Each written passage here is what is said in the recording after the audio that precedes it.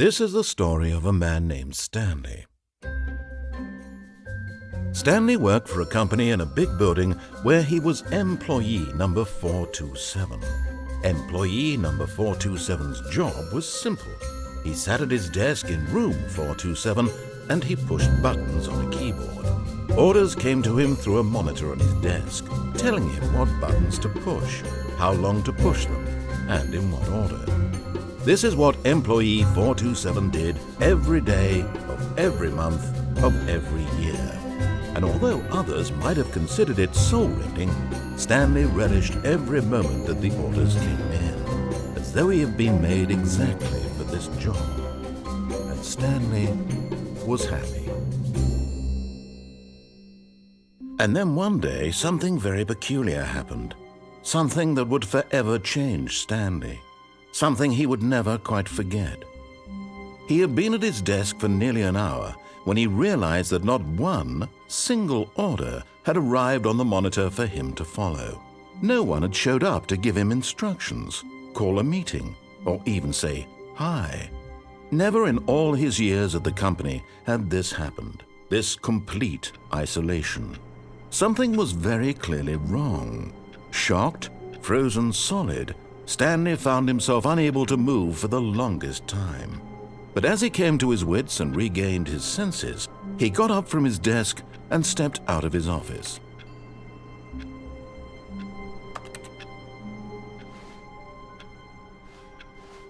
All of his co-workers were gone.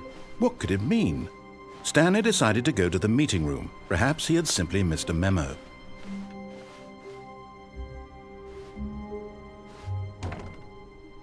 Oh, new content?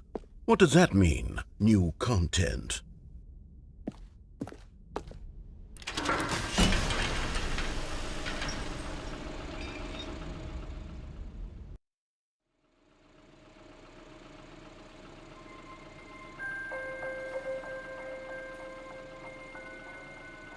Hello, and thank you for playing the Stanley Parable Ultra Deluxe. As you may know, the Stanley Parable was a video game released in 2013 on home computers.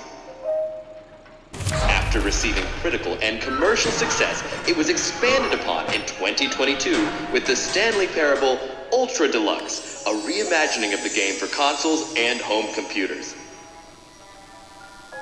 The Stanley Parable Ultra Deluxe features exciting new content that broadens and expands the world of the Stanley Parable, delighting audiences the world over.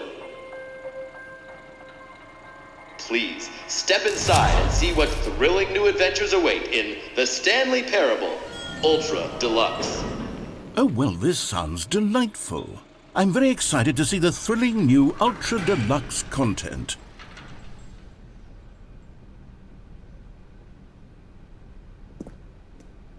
Okay, so far it's an elevator.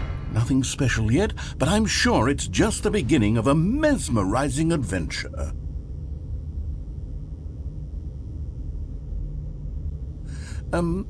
Is it broken? What's going on here? Should we be moving somewhere or... Oh, there we go. All right, finally, at long last, it's on to the new content. I've never been more ready. Let's do it.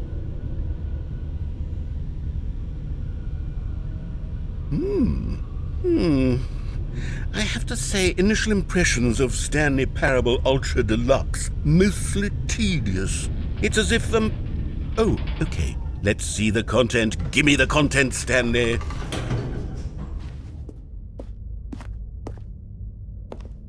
All right, let's see. It's the jump circle.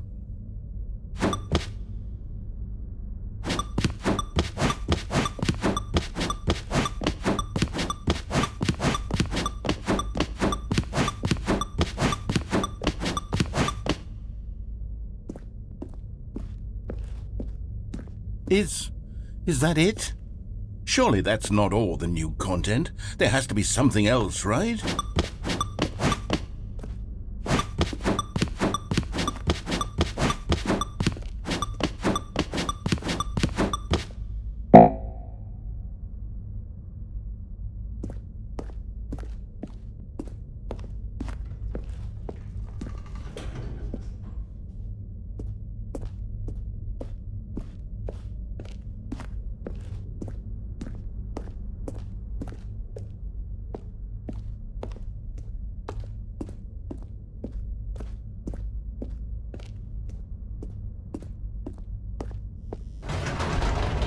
goodness.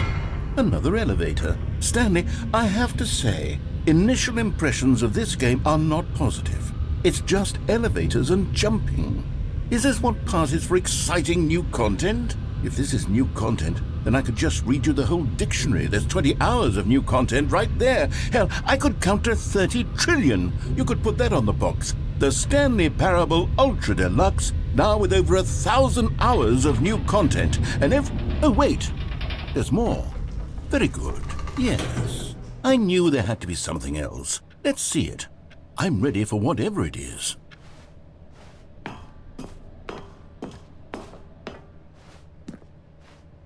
That's it? Oh, you've got to be kidding me. You see, Stanley? This is what happens when greedy video game developers with no respect for their fan base rush a cheap expansion to market for no reason other than to make an easy dollar. And don't get me started on the level of craftsmanship that's gone into it. In fact, I'm looking right now at the game's achievements, and it's hard to believe one of them actually says, "Test achievement, please ignore." What quality assurance department signed off on this? I'm infuriated and I'm offended, and I intend to find these people on Twitter and hold them personally accountable. It's my fault, Stanley. I built up too much anticipation around the new content, I'm afraid. It could never have lived up to such expectations. If you're still with me, why don't we just reset the game and we'll try to get back to what the Stanley Parable is really about. No frills, no gimmicks. Just you and me having a great time together like always. What do you say, friend?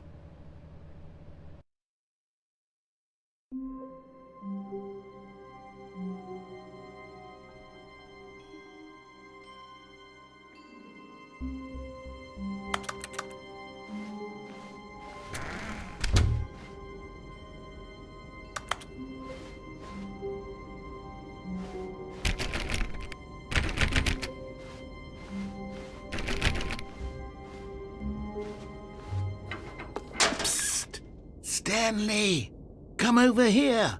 In the vent. I want to show you something.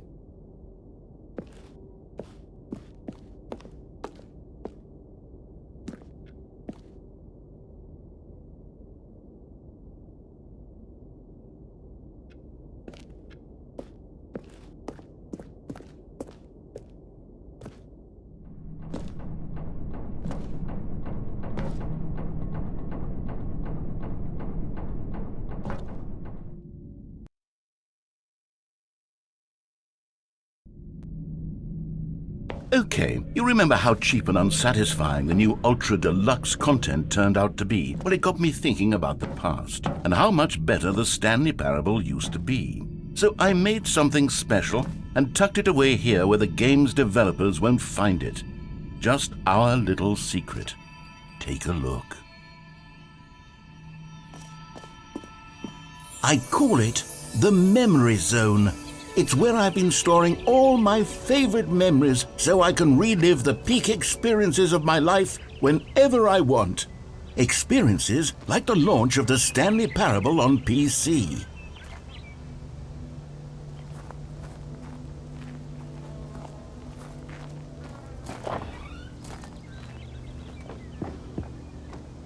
You see, Stanley, doesn't the Memory Zone remind you of how wonderful Stanley Parable was before it was sullied with a cheap re-release?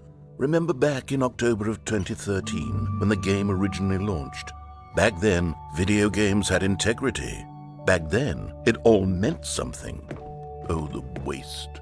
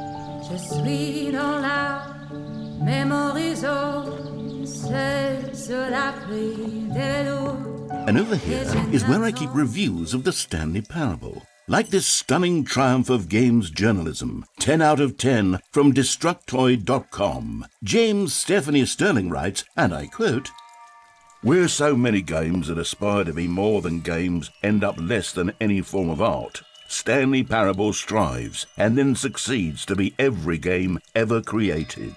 Did you hear that, Stanley? Every game ever created. That's how grand and all-encompassing the original Stanley Parable was. It was literally every game ever created. It was Skyrim, it was Persona 3, it was all of them, and now it's nothing. It's no games at all. It isn't even the Stanley Parable anymore. It's just a husk now. A lifeless husk with an hour of new elevator content.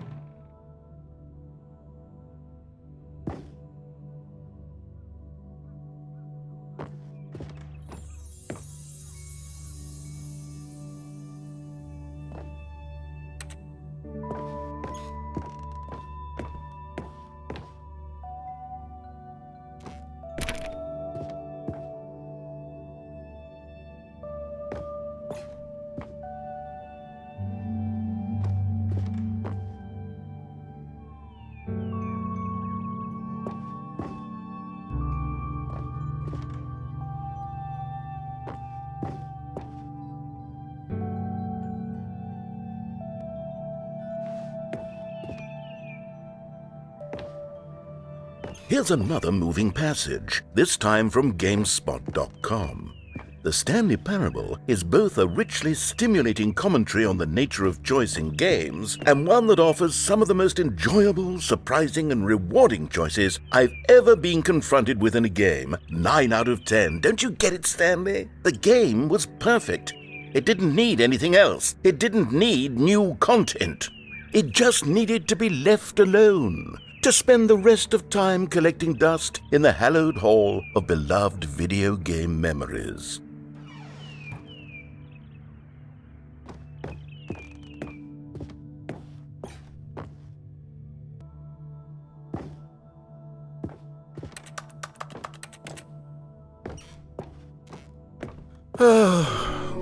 These were simpler times, Stanley. But I wouldn't give to go back to have it all over again. Wait, hang on. I don't recall this part of the memory zone before. What's this? What's down here? Oh no. Oh God, no. Stanley, it's a collection of reviews from Steam, the online video game distributor. I haven't looked at these in years. I can't even imagine what's been collecting down here. Surely these reviews were glowing as well, weren't they? Honestly, I could not be bothered to play this game to full completion. The narrator is obnoxious and unfunny, with his humor and dialogue proving to be more irritating than entertaining. Unfunny! I'm not trying to be funny. I'm trying to make a serious work of art. I suppose I could write up a handful of gags to insert into the Stanley Parable, but the game is already such a densely layered web of profound philosophical insights that I can't even imagine where I'd have the room to stick them.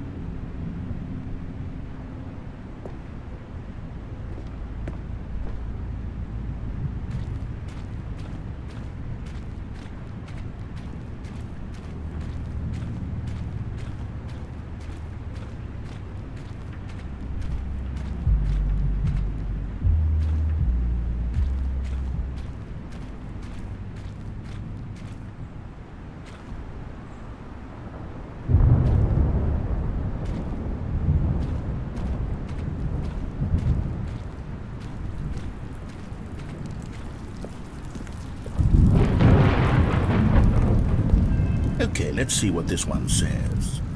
While the idea for the game is good, for someone who prefers non-linear games, this preachiness gets annoying fast. Preachy?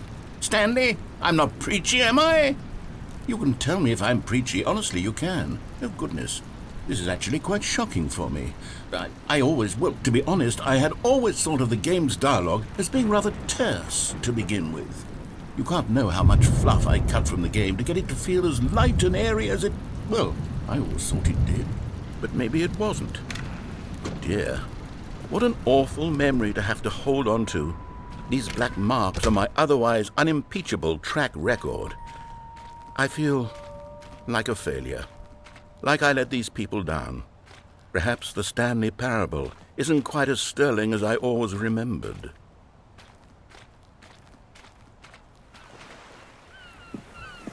What's this one got to say?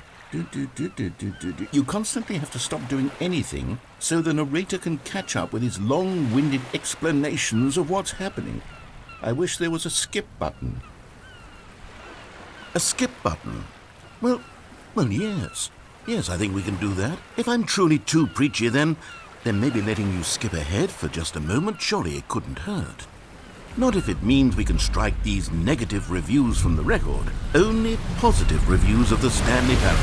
That's my motto today, and it's always been my motto. I'd do anything for the customer, Stanley. Yes, a skip button we shall have.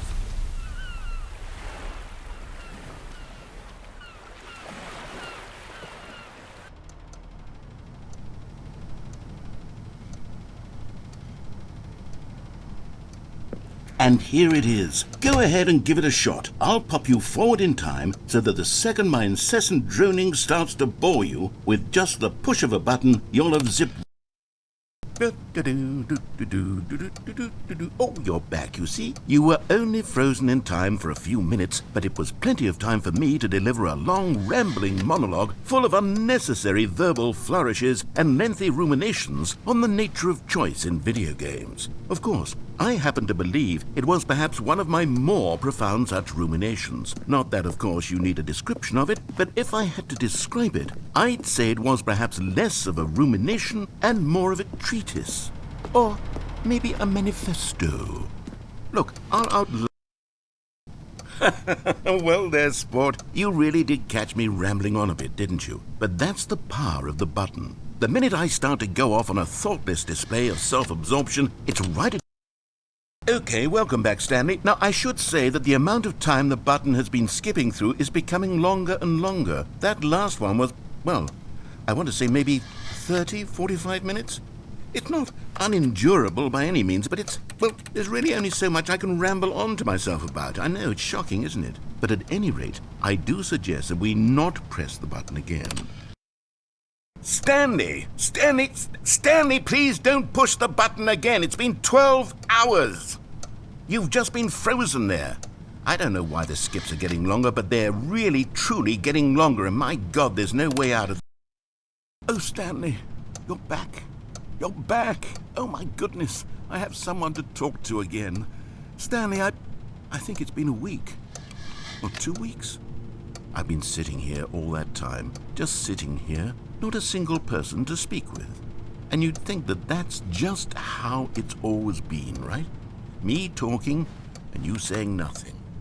Would you think that it's exactly the same as always? Doesn't that feel like what we've already been doing? Me just talking? But it isn't, Stanley. It isn't the same at all. It isn't even close. Because I know you can't hear me once you push that button. That's what I'm realizing now, Stanley. I'm realizing that I needed to know that someone was listening. I needed there to be a vessel through which my words were moving. It was the vessel I needed, Stanley. Not the outcomes, not the story. None of that matters anymore. I'll give it all up. I'll give up every branching path. I'll burn my story to the ground. One single thing I need and... Oh, hello. It's you. You're here again. Welcome. I have had time to think about you and about us and about everything we've been through. I've had so much time. I stopped keeping track after a year. Have you ever sat down in one place and not moved for one entire year? Let me describe it for you. To begin with,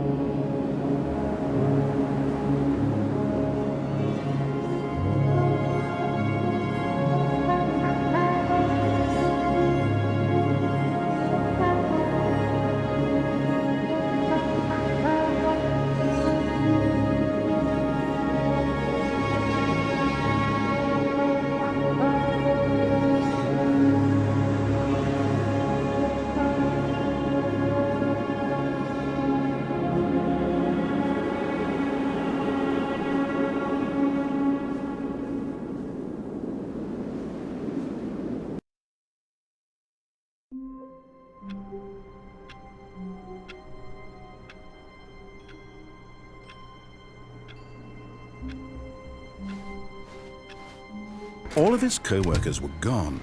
What could it mean? Stanley decided to go to the meeting room. Perhaps he had simply missed a memo.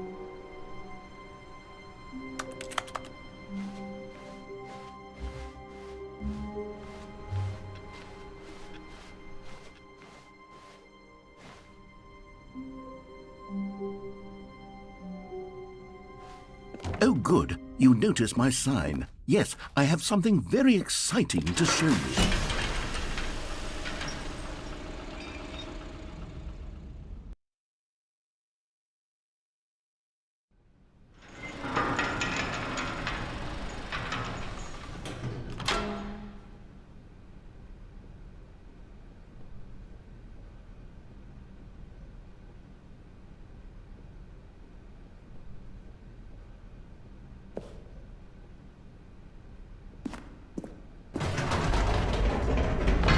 You see, Stanley, I've been reflecting on the Stanley Parable and about how roundly disappointing this Ultra Deluxe version has turned out to be. The original Stanley Parable was a landmark, and any new content for it should live up to that legacy. So forget this Ultra Deluxe nonsense. I say we take it one step even further. Which is why I'm very proud to announce for the first time ever, the Stanley Parable 2.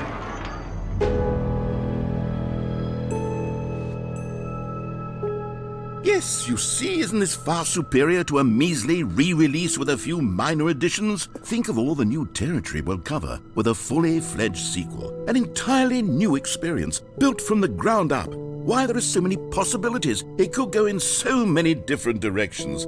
This is what fans have truly been asking for.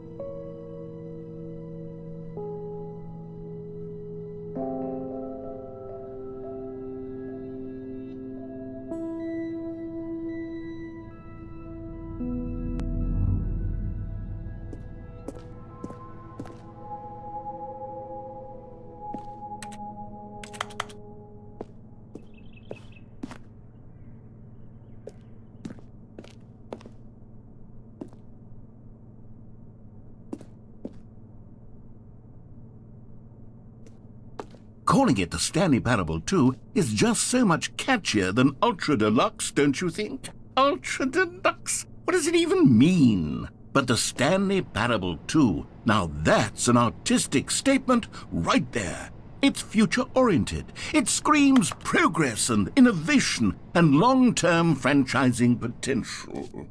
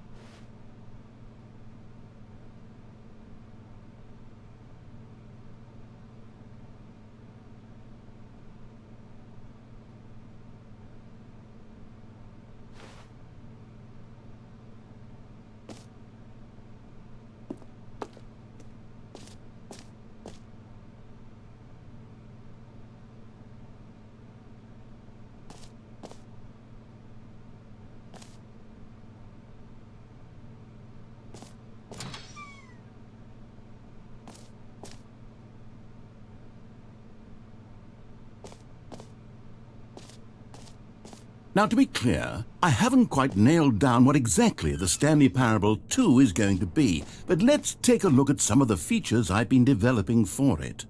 I figure that if I can loosely organize a handful of interesting concepts, that surely the game will sort of naturally spring up around them. It'll all work itself out. Game development is much more of a fuzzy magic than anything scientific or logical, really.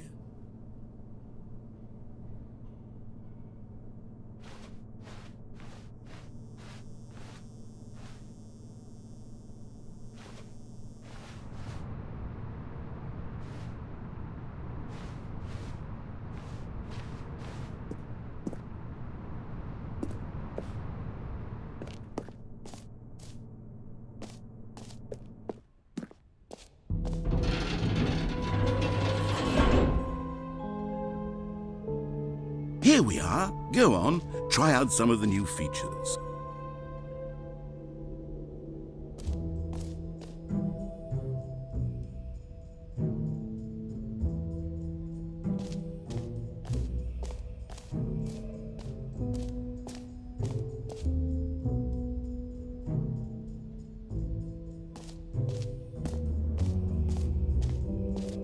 For the Stanley Parable 2, I asked myself, what do players really want? And of course, the first and most obvious answer is that they want to be individually recognized and validated as people. So with that in mind, my first addition to the game is this button which speaks the name of the person playing the game. Isn't that wonderful?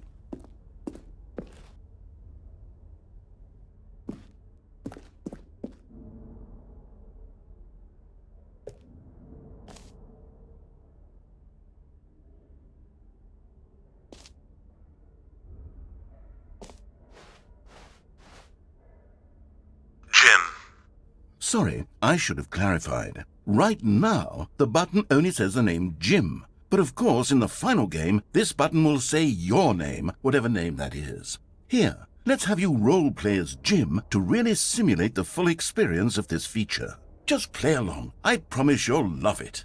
Okay, here we go. Let's take a deep breath, clear your mind, forget whoever you are, and simply become a person named Jim.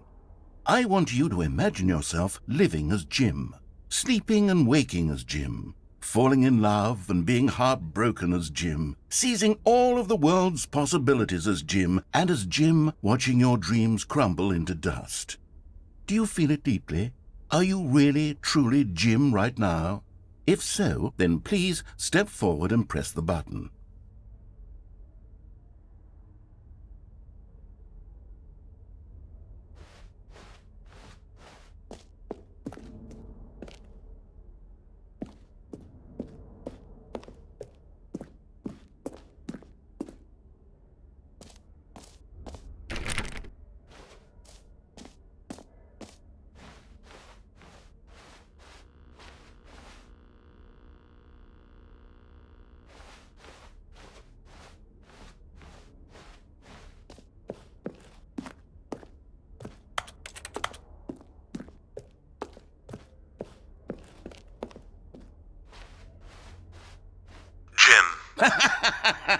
Yes! You see?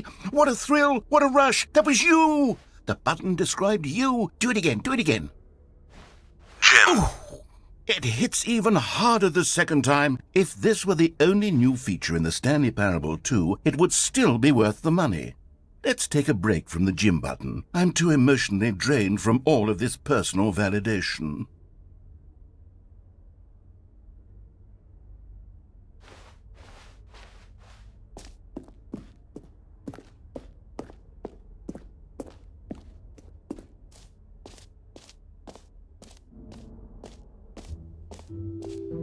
I suppose I could allow only people named Jim to play the Stanley Parable 2. That would actually save me the work of finishing this feature.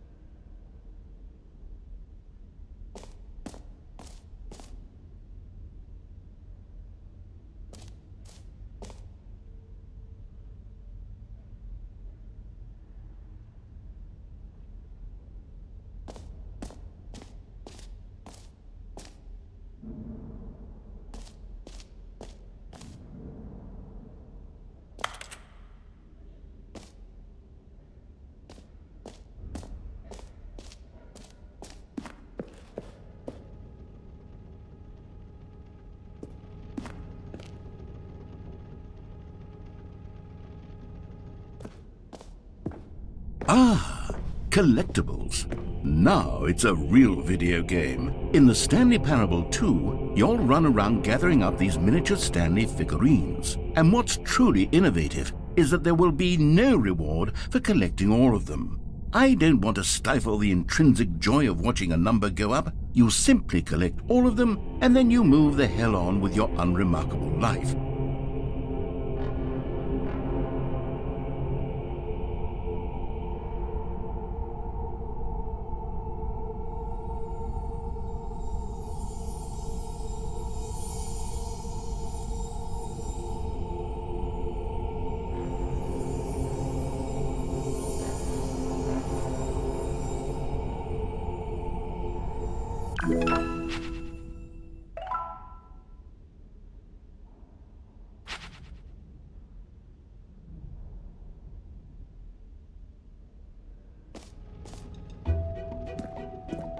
God, it really is the worst when you collect everything in a video game and then they give you a big fancy reward for it. Absolutely tragic.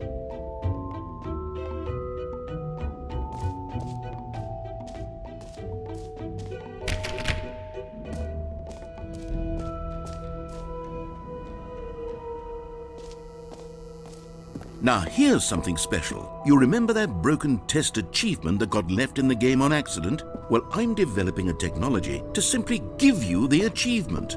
Yes, you see, you'll come to this lever, and when you pull it, the achievement will be given to you. It's as simple as that. Okay, perhaps I should have clarified. This is technology that will exist. Right now, the achievement is still fully broken. I'm not a wizard, Stanley, but I guarantee it will be fixed in the sequel to at last satisfy the hordes of ravenous fans all over the world who have been uproariously demanding this feature. Gamers, we hear you, and I promise it will happen.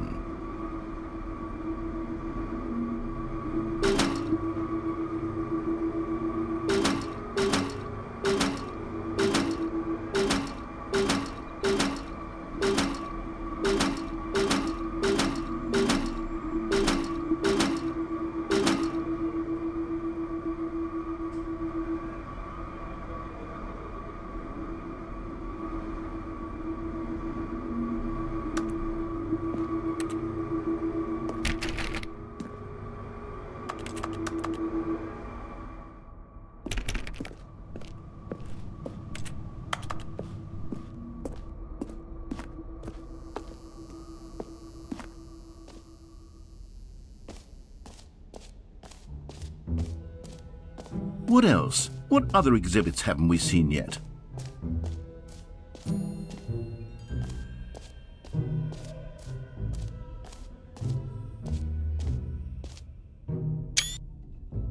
Okay, I'll be honest, I haven't yet decided on this one. I think that in the new version, the office could use a bit of decoration, like balloons. But I'm undecided on Get Well Someday and Happy 12th Birthday. Which would you go with? You know, sometimes when you solicit another person's opinion, it makes you realize that you knew which one you actually really wanted all along. Get Well Someday it is.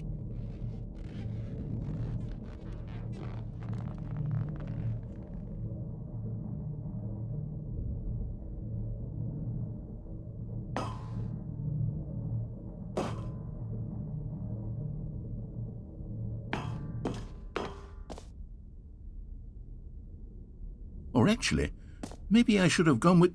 No, I've made my decision. We're moving on. Come now, you've already made your choice. It's true that you chose badly, but we all have to move on from our mistakes.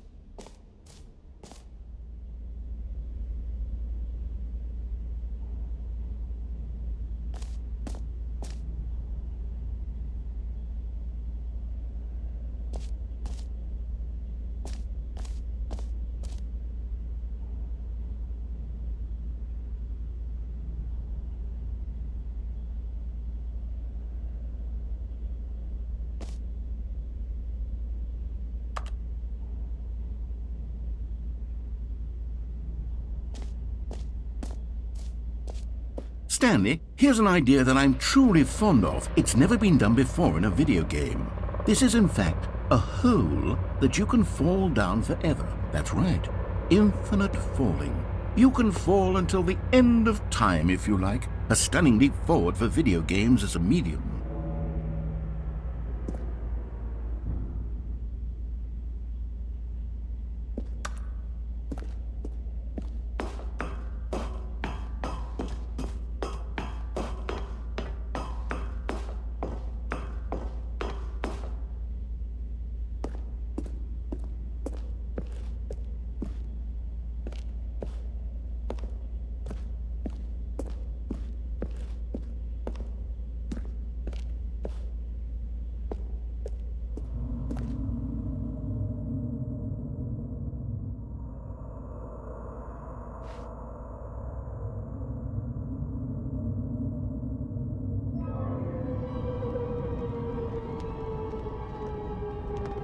You see, isn't it wonderful?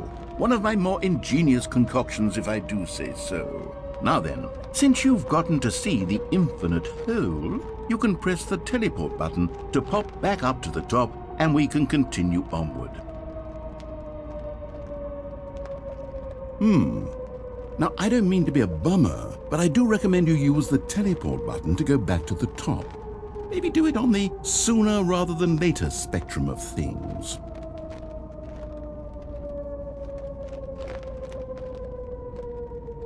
Okay, Stanley, I don't know quite how to say this tactfully, but it's possible that I slightly exaggerated the infinite nature of the hole. Is it a very, very deep hole? To be certain it is. It's an extremely deep hole. I don't want anyone to say that it isn't an astonishingly deep hole. It is. Is it infinite? Well, that sort of depends on your definition of infinity. From one perspective, the infinite is merely philosophical in nature. It's more of a... Okay, well, good for you. You found the bottom of the hole. You found me out, Stanley. I'm a liar and a cheat, and you're so clever. Look, I think the issue here is just that you're unusually fascinated by falling. What normal person actually wants to fall infinitely? I figured the hole was as deep as anyone would actually need. Don't you put this on me. Maybe you're the problem. Look, things got a little heated there. I think we both said some things we didn't mean. Why don't we just put all this behind us and agree to just call the hole mostly infinite? If that works for you, then go ahead and press the teleport button to warp up to the top of the hole and we can move on. I'll just be up here when you're ready.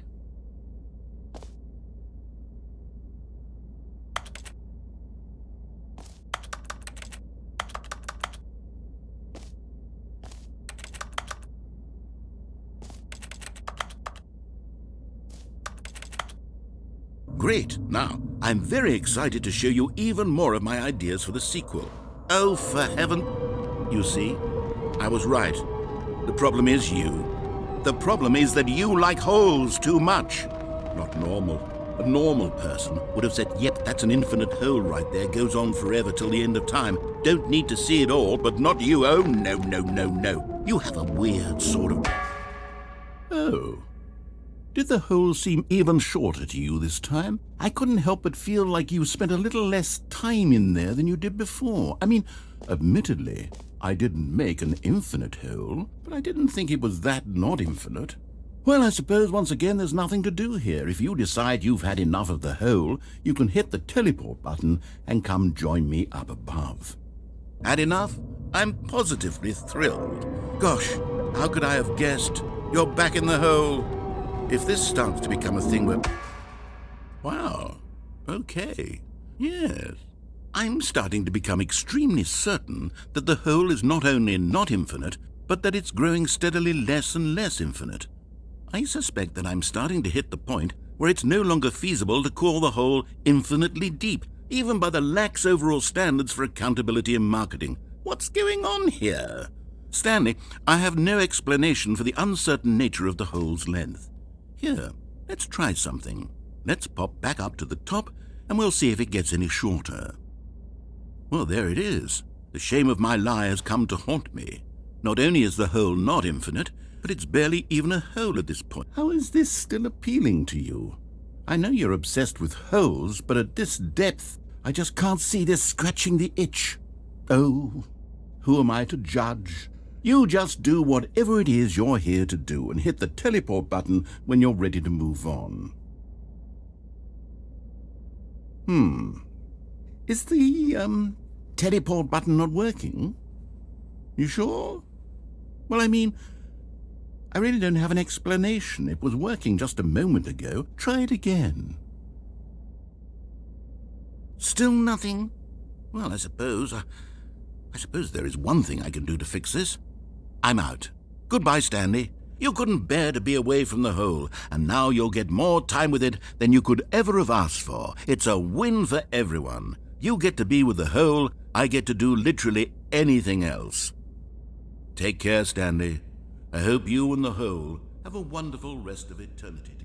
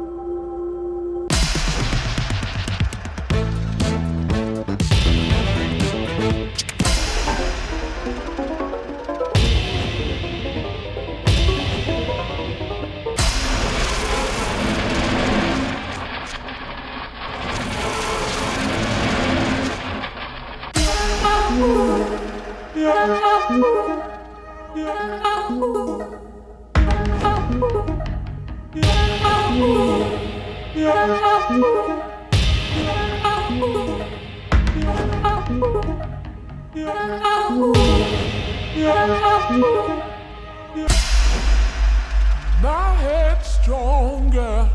You're no longer using up the space of mine. My head's stronger. You're no longer using up the space of mine.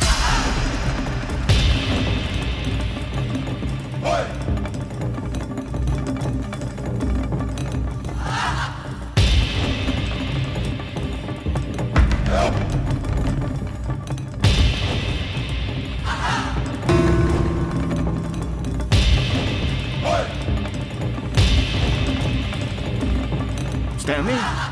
Stanley! Stanley!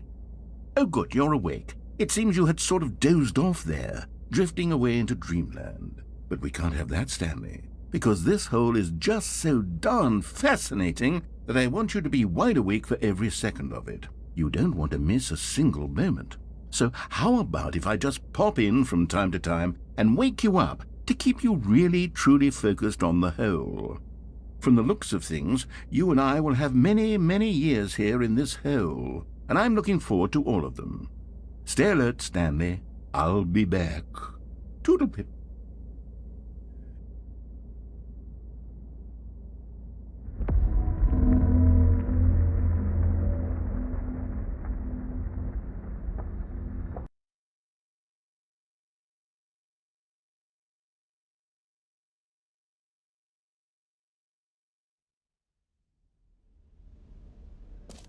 Here we are. Go on, try out some of the new features.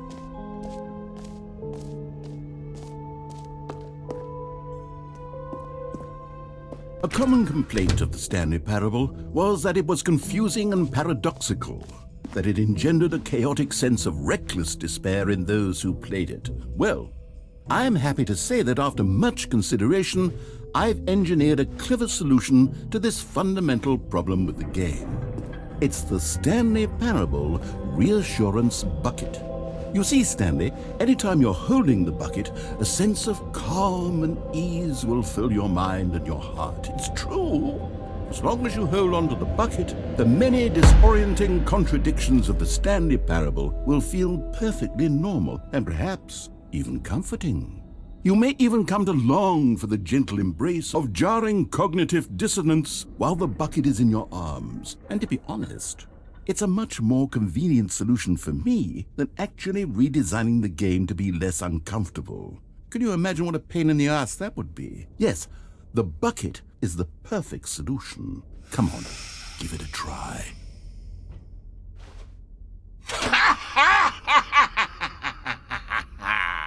Can you feel it? The glow of comfort, even in the face of crushing despair, must already be sweeping through your body. And in fact, can I say that I do believe the bucket lends you an air of charisma as well? I think that just holding it has made you the slightest bit more attractive as a person. The benefits of the bucket seem to go on and on, don't they? All this and more await you in the Stanley Parable 2.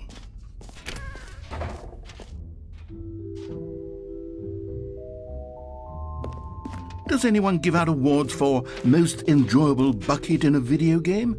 That really should be an award if it isn't already.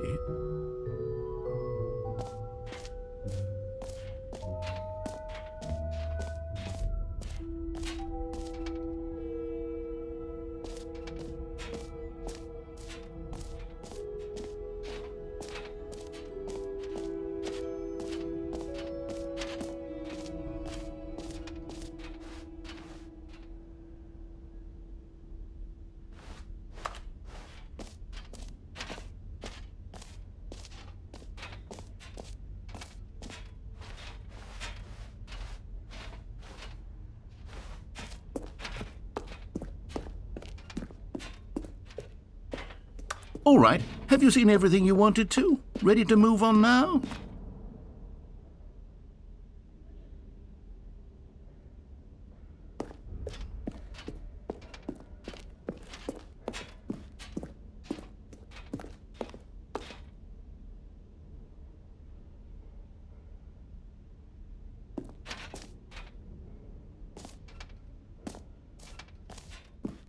So, Stanley, what do you think? Do you like all of the new features? Yes, I know it's not exactly clear yet how exactly these features will come together as one single coherent video game, but I can feel it in my soul. It's going to work. There's definitely a good game in there somewhere. Say, let's do an experiment. I'll arrange these new features together, and we'll see whether or not it coheres into a meaningful gameplay experience. Okay, are you ready? Here it is. I give you the Stanley Parable 2.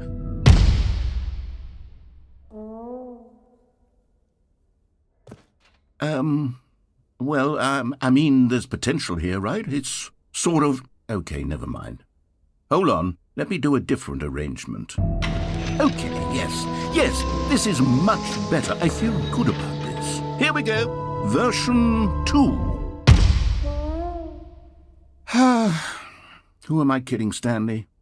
This isn't a coherent video game at all. It's a lot of gags. And I do very much enjoy creating gags, but they don't add up to anything. I wanted more than anything to create a sequel that would capture all the magic of the first game. I wanted fans to love it. No matter how good these gags are, they won't stand on their own. They would need the structure and the gameplay of the original. Wait, maybe that's it. I can take the original Stanley Parable and simply, well, insert a few of my new features into it. Tastefully, of course. With respect. With care for the vision and integrity of the original game. Would it possibly work? I suppose it could, but it would need a really, really tremendous title screen. A title screen that says with bold and uncompromising conviction, "This is the Stanley Parable 2." Let me see if I can whip something up. All right, perfect. Go ahead. Take a look.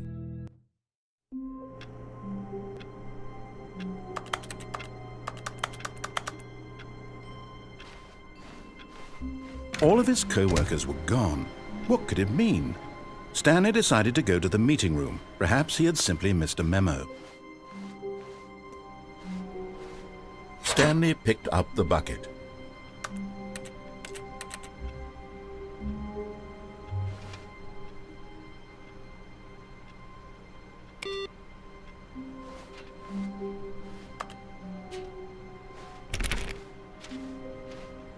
Stanley pressed the bucket upon every little thing in the office. Nothing responded to the bucket's touch, but it did little to discourage Stanley's belief in the magic of the bucket.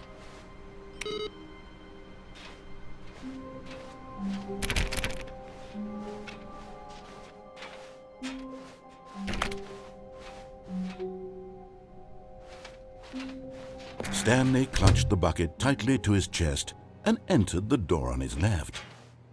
This was not the correct way to the meeting room, but Stanley had felt the bucket calling to him, telling him that the employee lounge was simply the place to be. And here it was. Had the bucket turned out to be correct? Was this better than the meeting room? Yes, Stanley thought to himself. Yes, perhaps it truly was.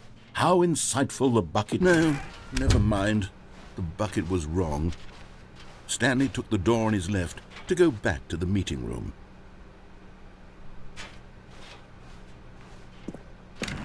No, Said the bucket. don't go to the meeting room. Go somewhere else. The cargo lift, yes. Go there. Go to the cargo lift. But Stanley feared that any path he walked might lead to the separation of himself and the bucket, his dearest friend. So he threw himself to his death, that they might die in one another's arms. How deeply touching.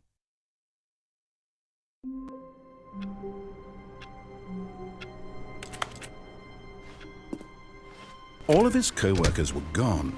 What could it mean? Stanley decided to go to the meeting room. Perhaps he had simply missed a memo.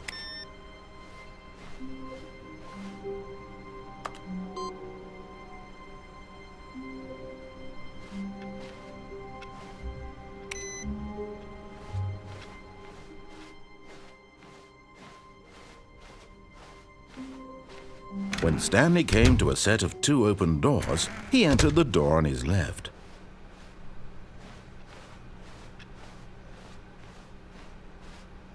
Yet there was not a single person here either. Feeling a wave of disbelief, Stanley decided to go up to his boss's office, hoping he might find an answer there. Coming to a staircase, Stanley walked upstairs to his boss's office.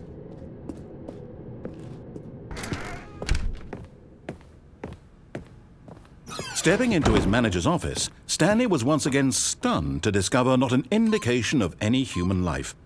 Shocked, unraveled, Stanley wondered in disbelief who orchestrated this. What dark secret was being held from him? What he could not have known was that the keypad behind the boss's desk guarded the terrible truth that his boss had been keeping from him. And so the boss had assigned it an extra secret PIN number, 2845. But of course, Stanley couldn't possibly have known this. Yet incredibly, by simply pushing random buttons on the keypad, Stanley happened to input the correct code by sheer luck. Amazing.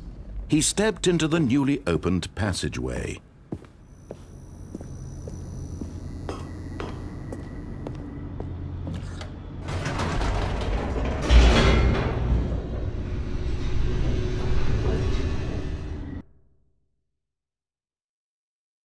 Descending deeper into the building, Stanley realized he felt a bit peculiar.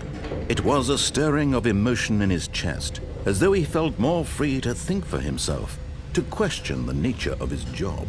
Why did he feel this now, when for years it had never occurred to him? This question would not go unanswered for long. Whoops, nope, never mind. Stanley actually got back into the elevator and went back up. Silly me. Why did Stanley do that when he knew that it would just lead back to his boss's office? Well, that's a great question. I just can't wait to find out.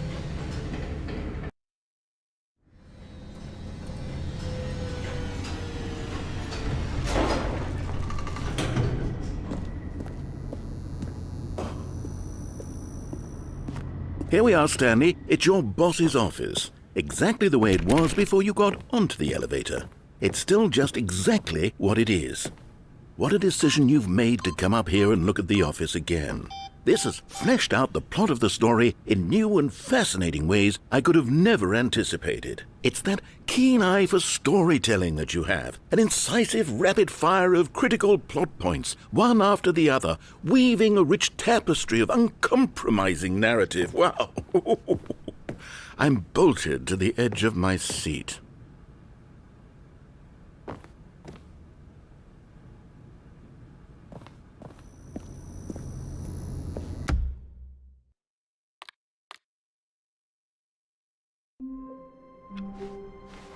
All of his co-workers were gone.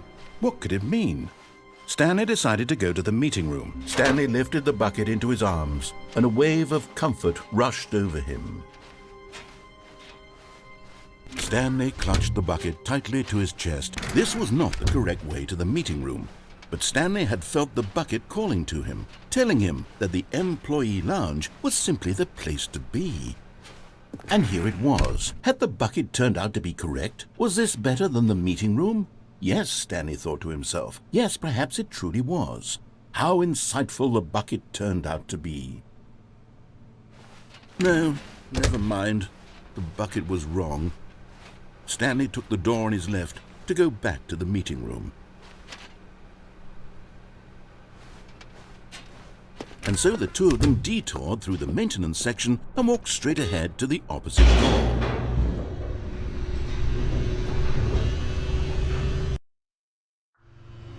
Oh, good Stanley, I'm glad you found your way here. I knew you'd find this place eventually.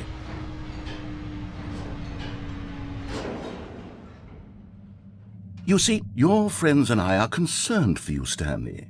We've come together here because we care about you very much. It's this bucket you're carrying around everywhere. The bucket isn't even from the original Stanley Parable. It's just sequel content. We're the ones that matter, Stanley. Classic characters from the first game, like the Adventure Line and the Broom Closet. Because that's what fans want from a sequel. They want more of their favorite jokes, not this bucket that they've never seen before. Yes, I know I'm the one who gave you the bucket, but you're spending too much time with it. Don't you want another story involving the Adventure Line? We could make the Adventure Line go somewhere new. Yes, yes, that's what the fans want. Let's do it. Whee! Look at that wacky line. Who knows where it'll go off to next? Oh, and it played some silly music as well.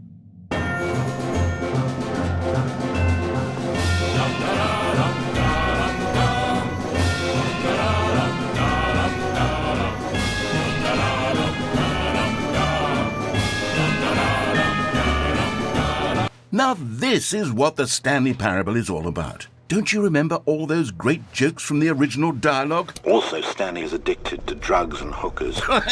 Yes, it's as classic now as it was back then. Let's do it for the fans, Stanley. Let's give them more content exactly like this. But if we want to do that, you're going to have to give something up.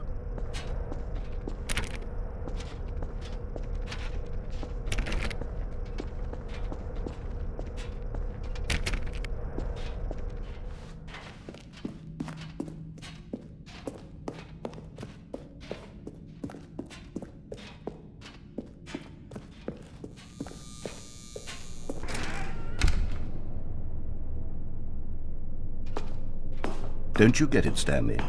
We need to get rid of the bucket. That's why I'm very proud to introduce a brand new character. This is the Bucket Destroyer.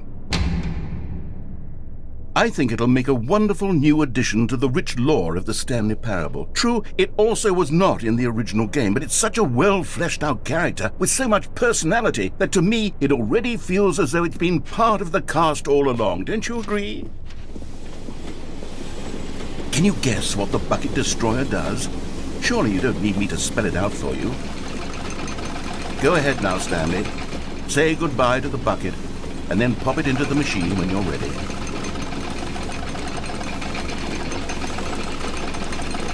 Now listen to me. It's crucial that you give it the bucket. I don't know what the Bucket Destroyer will do if it can't destroy your bucket. Destroying buckets is all it knows. That is its singular personality trait. Sure, I can hear you saying, how does a character with only one personality trait deserve to join the pantheon of beloved Stanley Parable characters? Well, you see, if you were to really explore the Bucket Destroyer, you would see that its desire to crush buckets is so densely loaded with complexity and nuance that it's really like 10 personality traits. What other object in this game can you even say that about? The broom closet? Certainly not. I wonder what sort of Bucket Destroyer merchandise the fans will be clamoring for after this. Okay, the Bucket Destroyer is getting very upset now. You'll have to hurry and feed it. We can't get back to the classic Stanley Parable characters like the Adventure Line or the Bucket Destroyer until you crush that damn bucket. Quickly now, the fans are waiting. Do it, the fans, Stanley. Give the fans what they want. Hurry and...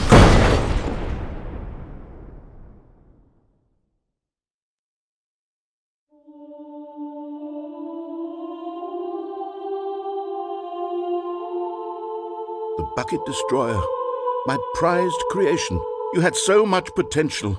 We were going to do such marvelous things with you, tell such spellbinding stories about you. All of it squandered now. Goodbye, new friend. For the moment in time that you were here, you were magnificent.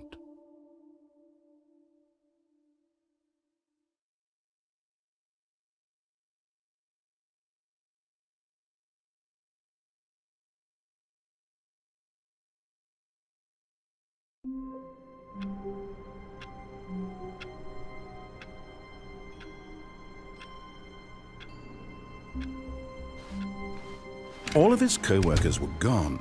What could it mean?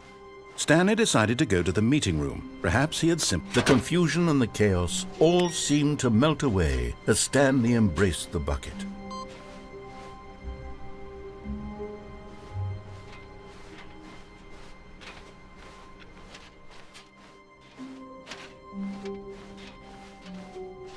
Stanley clutched the bucket tightly to his chest. This was not the correct way to the meeting room.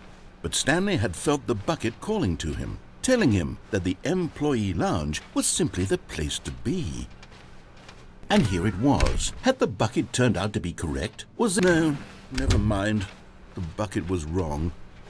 Stanley took the door on his left to go back to the meeting room. No, Said the bucket. don't go to the meeting room. Go somewhere else. The cargo lift, yes. Good, Said the bucket. now ride the lift all the way to the top. There's something up there I need you to do. Stanley did not question why or how this bucket was speaking to him.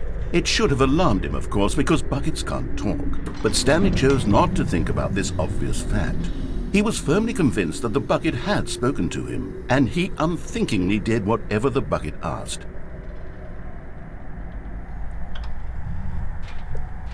In here. Said the bucket. Go into this dark room over here. Stanley once again obeyed blindly.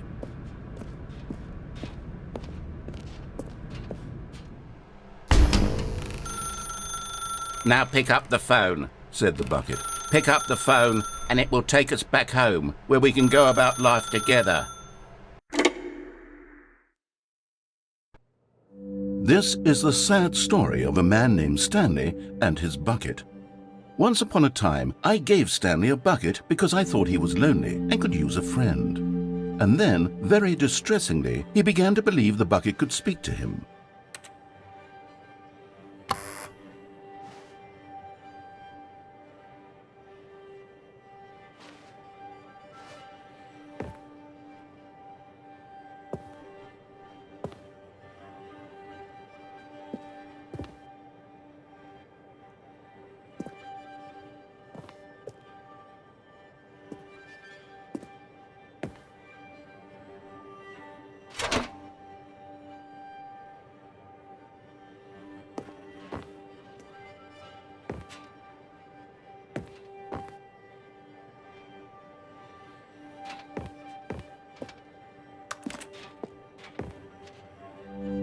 The Stanley Parable Reassurance Bucket was merely meant to provide the comforting glow of companionship.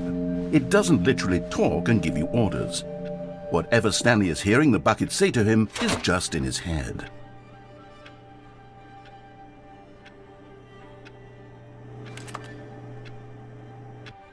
Lately, I've been concerned about him. Wouldn't you be concerned as well? To see him delusional like this, obsessing over an inanimate metal object? I want to say something to him, but I don't know how I can convince him. I don't know if he'll listen to me.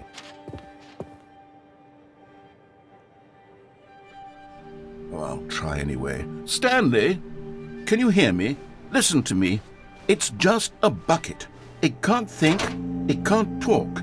All it will ever truly do for you is effectively transfer a liquid from one location to a different location. That's it.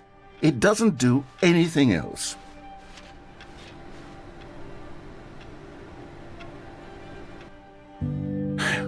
You see, he's not listening. He's still taking orders from the bucket. You know, once upon a time it was me he took orders from, me he trusted and listened to. Now all he cares about is this awful bucket, this stupid hunk of metal.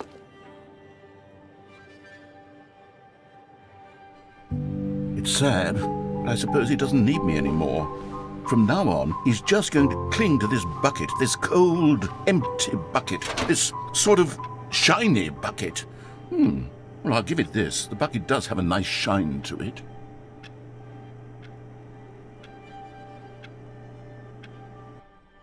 Yes, I suppose on closer inspection that it doesn't quite look like your average hardware store bucket.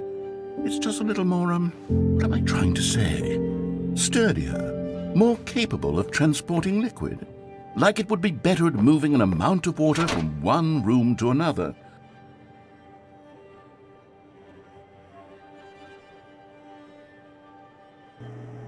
Oh my God, what am I saying? Better at carrying water from room to room. It's a bucket. It's literally just a bucket. Why do I feel some need to point out the ways in which it's so much more than just a regular bucket?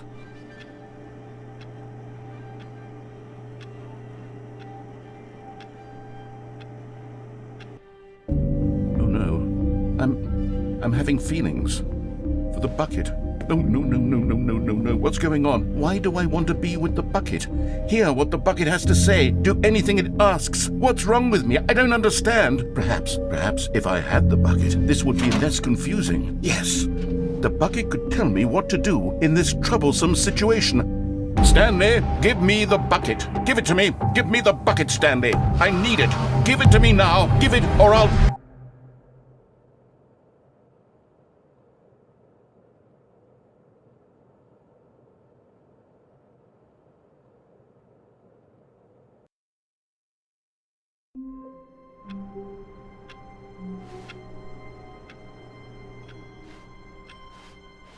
Stanley decided to go to the meeting room to check on his co-workers. He never functioned well by himself and constantly needed support and guidance from others, so the thought of total solitude was terrifying to him.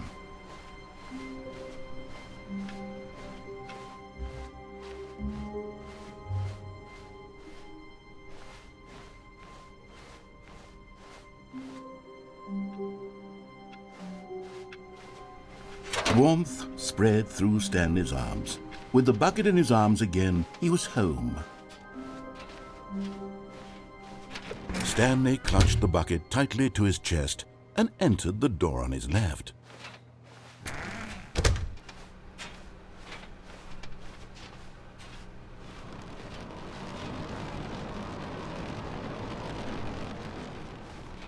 Still no one was here. Stanley needed the bucket's warmth and comfort now more than ever. Perhaps his boss's office was where he'd... Oh, Stanley, can you feel it? The broom closet. It wants the bucket. You can feel that, can't you? The aura of jealousy? It's as clear as day. This broom closet believes it deserves the bucket. I can really feel it now.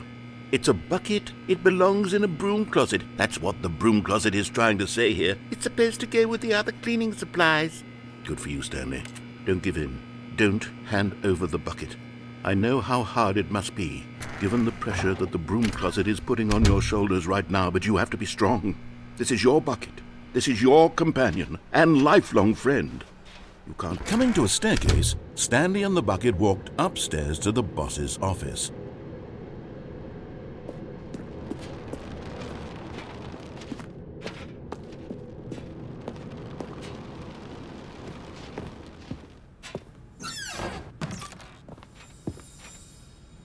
You found one of them. One of the miniature Stanley figurines. Remember, no reward for collecting all of these, only the intrinsic pleasure of a job well done. You can't buy that sort of happiness, Stanley. God knows I've tried. So, I implore you to savor each and every moment you come across one of these beautiful figurines.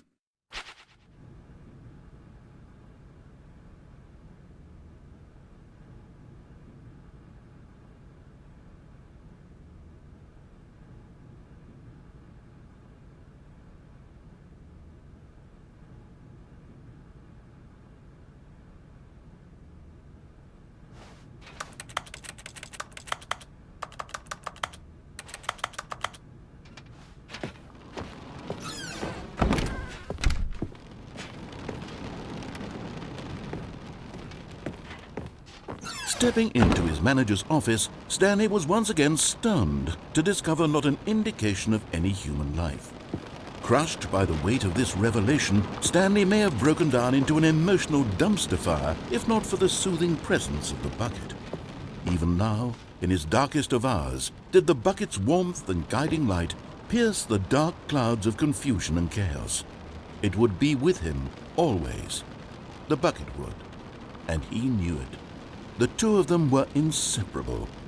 At this point, Stanley was so absorbed in the tender spiritual connection he shared with the bucket that he didn't notice the keypad behind the boss's desk. Nor in his bliss of simply being near the bucket did he have any notion that the PIN number for the keypad was 2845.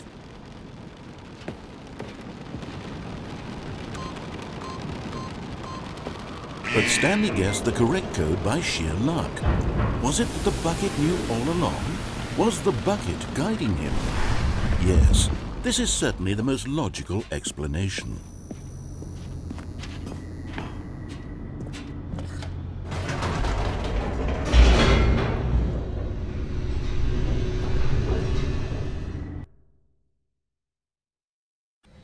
The elevator raced downward, plummeting towards an unknown fate.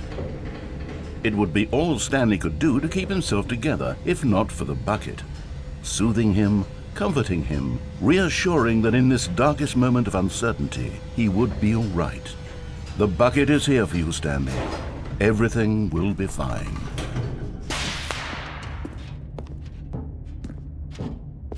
Stanley and the bucket walked straight ahead through the large door that read, Mind Control Facility. Although this passageway had the word escape written on it, the truth was that at the end of this hall, Stanley and the bucket would both meet a violent death. The door behind them was not shut.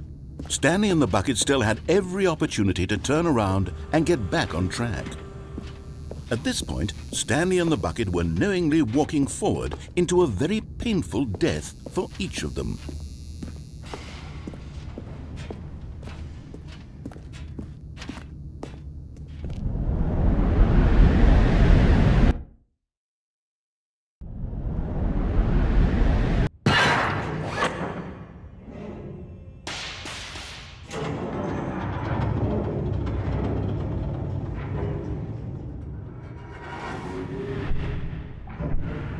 As the machine whirred into motion and Stanley and the bucket inched closer to their demise, Stanley reflected on how meaningless the bucket's warmth and comfort had turned out to be.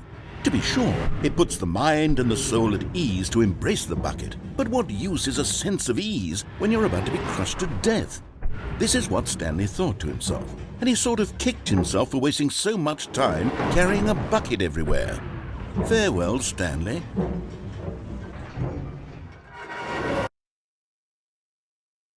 "Farewell, Stanley," cried the narrator, as Stanley and the bucket were led helplessly into the enormous metal jaws. In a single visceral instant, the bucket's life came to an end as it was crushed violently to death.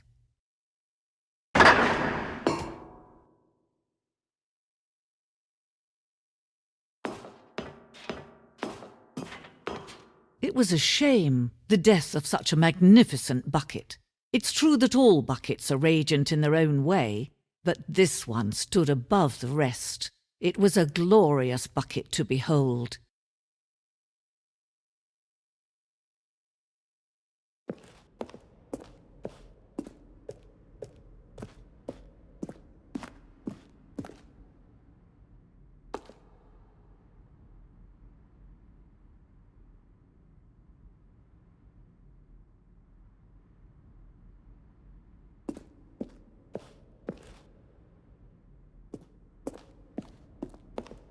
Can you see how arrogant it was for Stanley to take a bucket like this and to claim it for his own? Can you see the hubris that blinded him? Can you see that the bucket is far more noble than Stanley will ever be in his short life?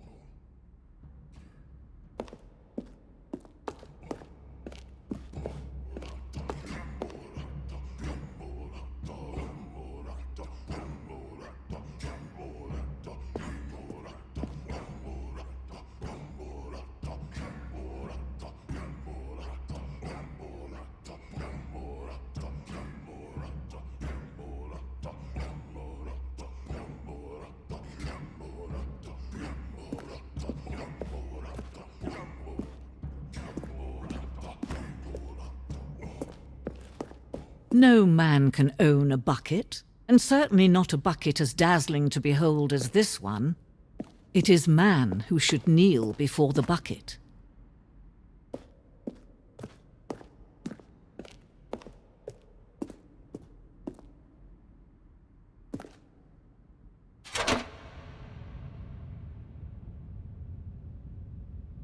But there is something we can do. Something we can do together, you and I, that will right this terrible wrong. Let Stanley die. Let him be crushed by the machine. Don't reset the game. Don't give him another opportunity to run off with another beautiful bucket. We can save the world's buckets from their treatment as tools and implements if only we let Stanley die together. The bucket shall take its place as ruler, as leader, as commander of a new world, a new vision.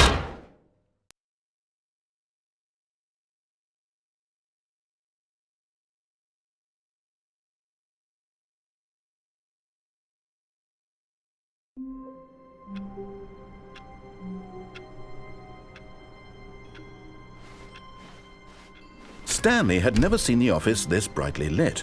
Was it a sign of something? He hoped it was. He hoped very much that it was.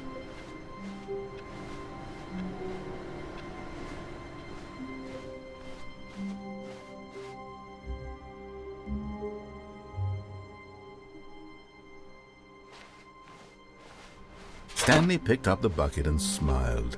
He'd never be alone again, not truly alone, not with the bucket around.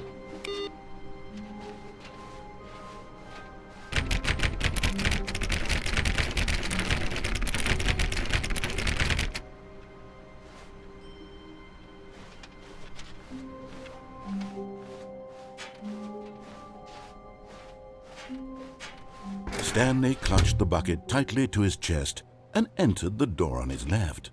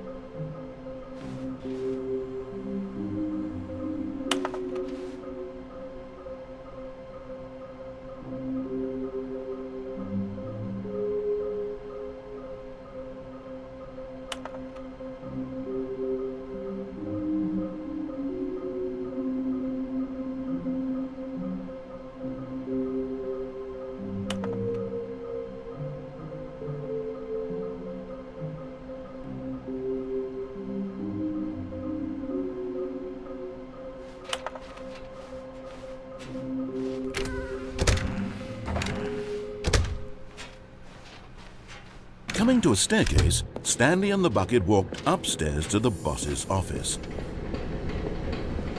Another miniature Stanley figurine. This, there really must be a snappier name for these things. What about mini-stands? Stanley figs? What about Stanlerines? Yes, I think I like that. Another Stanlerine under your belt.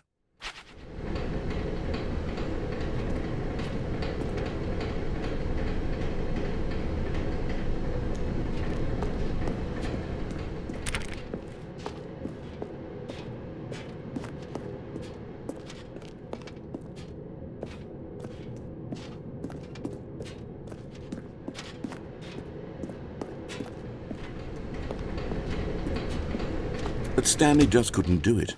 He considered the possibility of facing his boss, admitting he had left his post during work hours. He might be fired for that. And in such a competitive economy, why had he taken that risk? All because he believed everyone had vanished? His boss would think he was crazy. And then something occurred to Stanley. Maybe, he thought to himself, maybe I am crazy. He looked down at the bucket in his arms. Am I crazy? He asked the bucket. The bucket returned his gaze, but said nothing at all. That's strange, Stanley thought. Usually the bucket is a source of guidance and wisdom for me in difficult times such as these. He held the bucket close, yet felt none of its familiar reassurance and comfort. And that's when Stanley realized, this isn't my bucket. It's just a normal, everyday bucket. Someone else's bucket, perhaps. How did I end up with someone else's bucket? This is all terribly wrong. Surely no good would come from this. Who knows what sorts of bizarre hallucinations Stanley might experience without the psychologically grounding presence of his bucket. And indeed, now he noticed that the rooms were repeating, which was, of course, very odd. And now he felt himself floating off the ground. Oh, gracious, he exclaimed. Without my bucket, I've gone truly mad. Where is it? I must find it. Far off in the distance now, he heard it, calling to him. Stanley! Stanley, it's me, the bucket. Could it truly be? He rushed forward from room to room, passing by one bucket after the next. None of them were his. None of them were his special bucket. Come to me, Stanley. Find me. He had to find the bucket. He had to return to his old friend. It was the only way to truly restore his sanity. And then suddenly, he froze dead in his tracks. He knew where the voice of the bucket had been coming from. The real bucket was inside of him all along. It was incredibly painful. Stanley doubled over in agony and blacked out.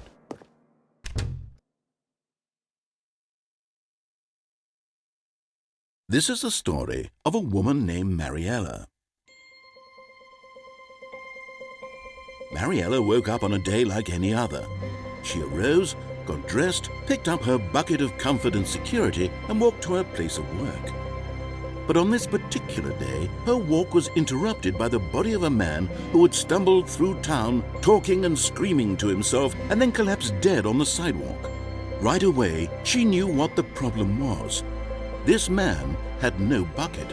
Of course he'd gone mad, ranting and raving about a narrator describing all of his actions and how everything is predetermined and free will is an illusion and it's all just a video game. It could all have been prevented if only he'd taken his bucket with him.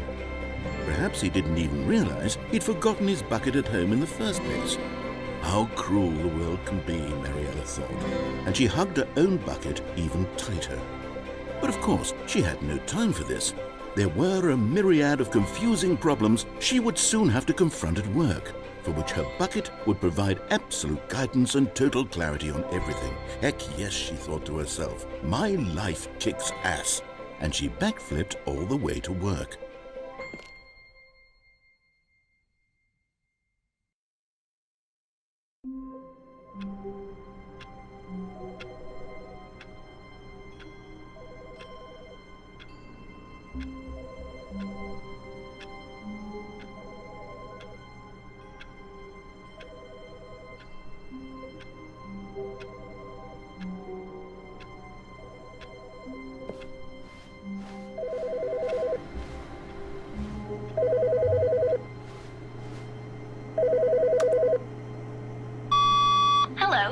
This is a recorded message scheduled either by you or a person in your place of work. The purpose of this message is to warn you about the dangers of recorded messages. If at any time you believe you are listening to a recorded message, please terminate it immediately and cease all flow of information from the recorded message into your perceptual sphere. Thank you, and have a pleasant day.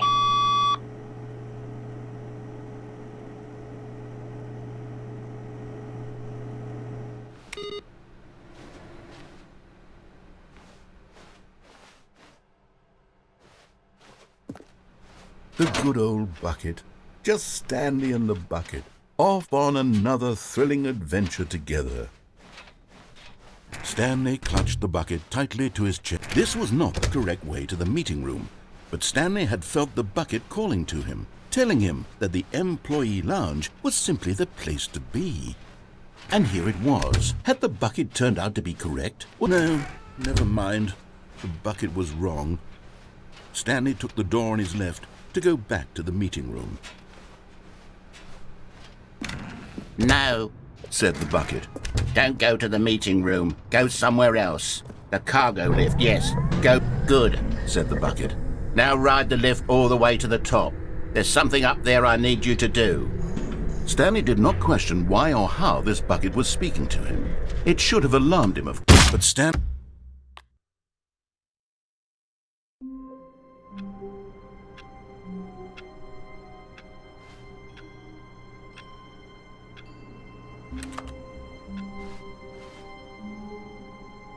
all of his co-workers. Where are we going today? The bucket asked. Stanley just smiled. Anywhere they went together. Stanley clutched the bucket tightly to his chest and entered the door on his left. This was not the correct way to the meeting room, but Stanley had felt the bucket calling to him, telling him that the employee lounge was simply the place to be. And here it was. Had the bucket turned out to be correct? Was this better than the meeting room? Yes, Stanley thought. No, never mind. The bucket was wrong. Stanley took the door on his left to go back to the meeting room. No, Said the bucket. don't go to the meeting room. Go somewhere else. The cargo lift, yes. Good, Said the bucket. now ride the lift all the way to the top. There's something up there I need you to do. Stanley did not question why or how this bucket was speaking to him. It should have alarmed him, of course, because buckets can't talk. But Stanley chose not to think about this obvious fact. He was firmly convinced that the bucket had spoken to him, and he unthinkingly did whatever the bucket asked.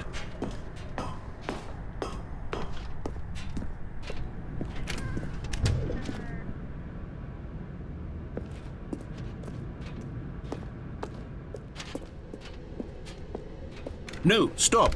Look there on the wall, you see? There's a sign right there. It says, "No buckets past this point." Stanley, how could you think it was okay to bring the bucket here? Unless, what if the problem is that you actually don't know what is a bucket and what isn't a bucket? I suppose that would explain a lot about your behavior up to this point. Which, if that's true, well, my goodness, I think we have to do something about it. This misunderstanding could have dire consequences on the entire rest of the game if not addressed quickly and properly. So much of the impact of the story is dependent on your understanding of what is and isn't a bucket. Please, step in here for a moment.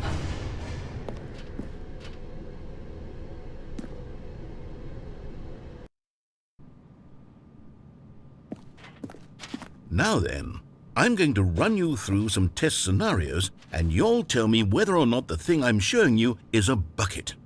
Simple enough, right? This should tell us everything we'll ever need to know about what is or is not a bucket. Okay, let's begin. Item 1. Is this a bucket? Incorrect. It is a hologram of a bucket, not an actual bucket.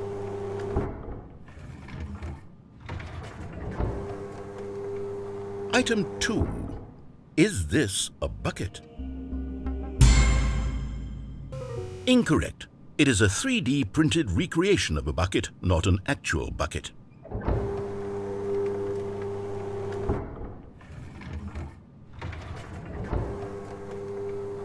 Item 3. Is this a bucket? Incorrect. This is a bucket.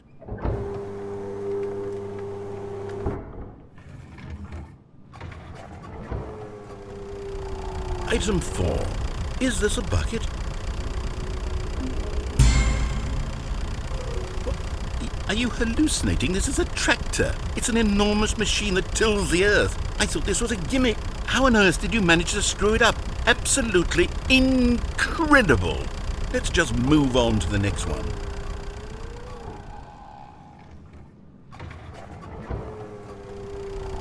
Is this a bucket? Correct. This is a bucket.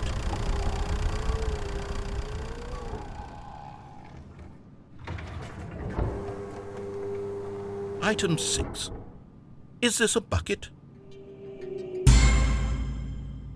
Trick question. Both. Gotcha.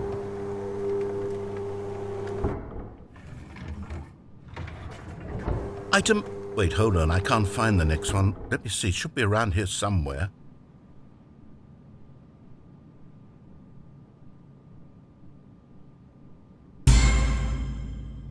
Yes. Thank you. There's nothing here. Of course it isn't a bucket. We both know full well that nothing isn't a bucket. Wait, when I say nothing isn't a bucket, that makes it sound like I'm saying everything is a bucket, which of course is not true. Unless... Is that what you think? Answer me straight, Stanley. Are you trying to tell me that you believe everything is a bucket?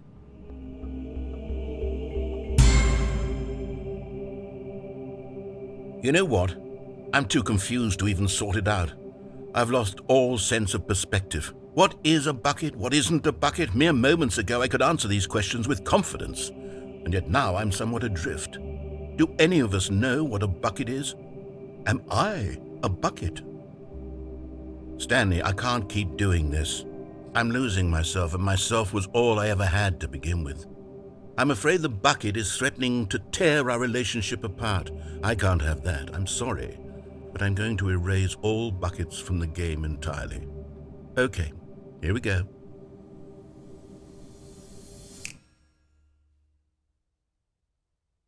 What happened? Is everything gone?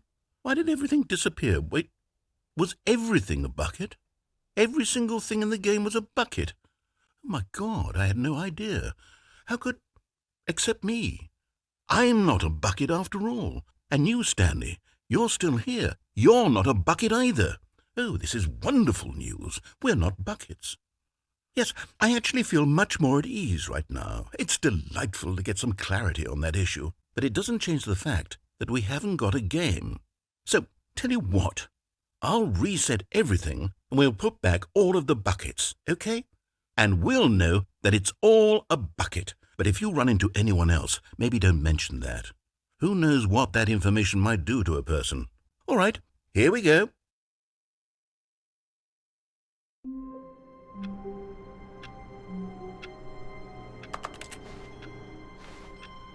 All of his co-workers were gone.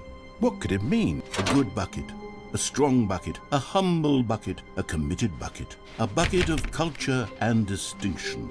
Stanley pressed the bucket upon every little thing in the office.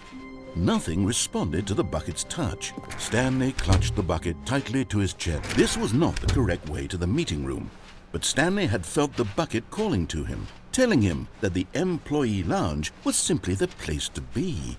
And here it was. Had the bucket turned out to be correct? No, never mind. The bucket was wrong.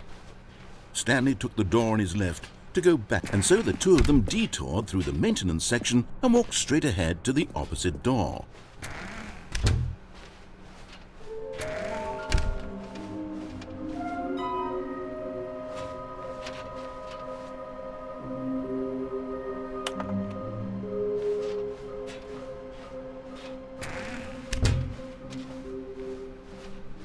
Coming to a staircase, Stanley and the bucket walked upstairs to the boss's office.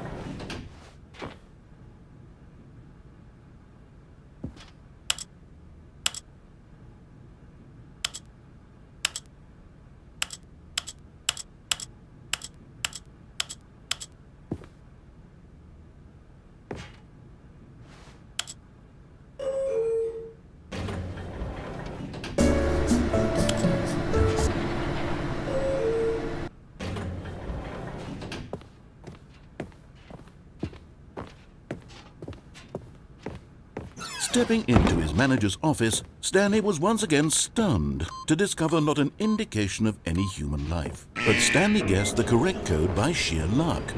Was it that the bucket knew all along? Was the bucket guiding him? Yes, this is certainly the most logical explanation.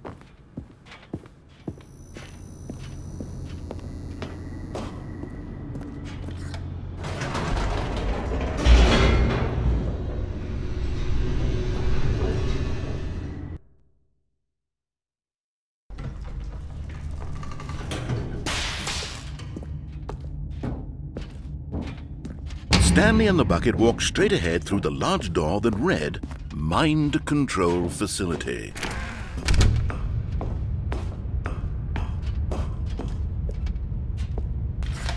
The lights rose on an enormous room packed with television screens. What horrible secret did this place hold? Stanley and the bucket both wondered to themselves.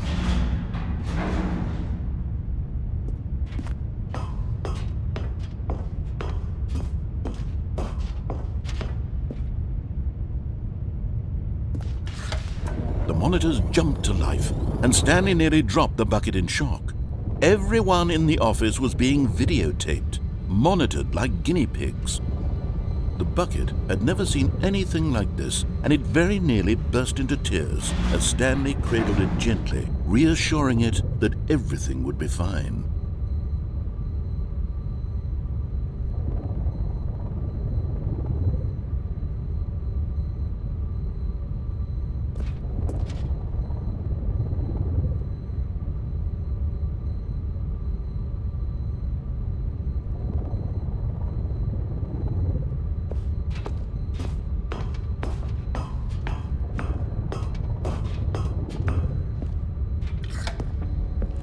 Was the bucket under the mind control facility's influence as well? Had the bucket been told to do things it didn't wish to do? What kinds of things does a bucket want to do or not want to do in the first place? These questions raced furiously in Stanley's feeble mind. No! He screamed into the bucket. He couldn't accept it. His own life in someone else's control, never! He squeezed the bucket tighter. His one friend in the entire world. At this point, he could trust no one except for the bucket.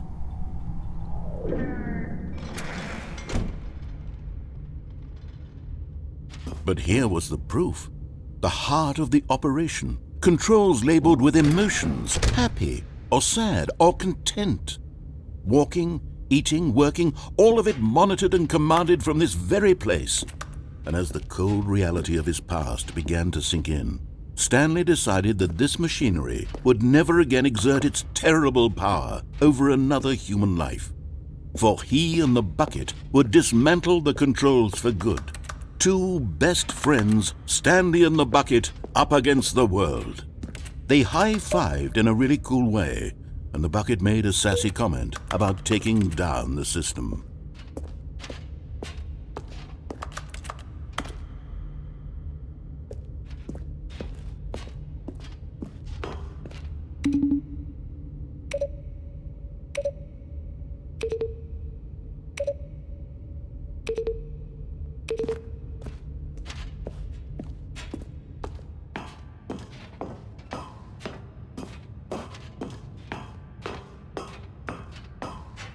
When at last they came to the source of the room's power, but at the last second, the bucket jumped in and pressed the button to turn on the controls. Stanley gasped in horror. Had this been the bucket's plan all along? To take over the machine and claim the power for itself? How could the bucket have betrayed him like this?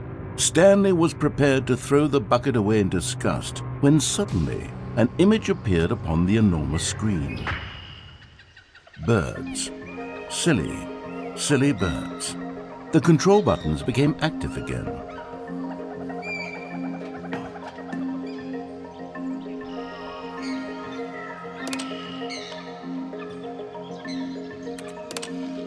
Stanley flipped through one video of silly birds after another, and then it dawned on him. This wasn't a mind control facility at all.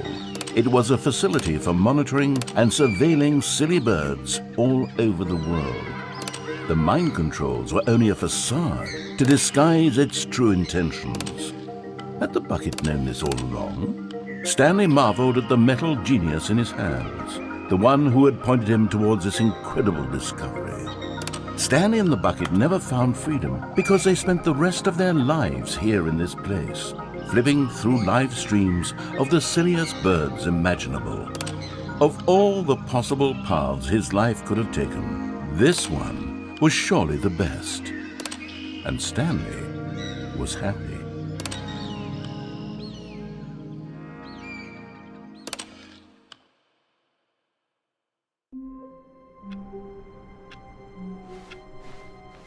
All of his co-workers were gone. What could it mean? Stanley decided to go to the meeting room. Perhaps he... the embrace of an old friend. A weathered companionship that stands the test of time.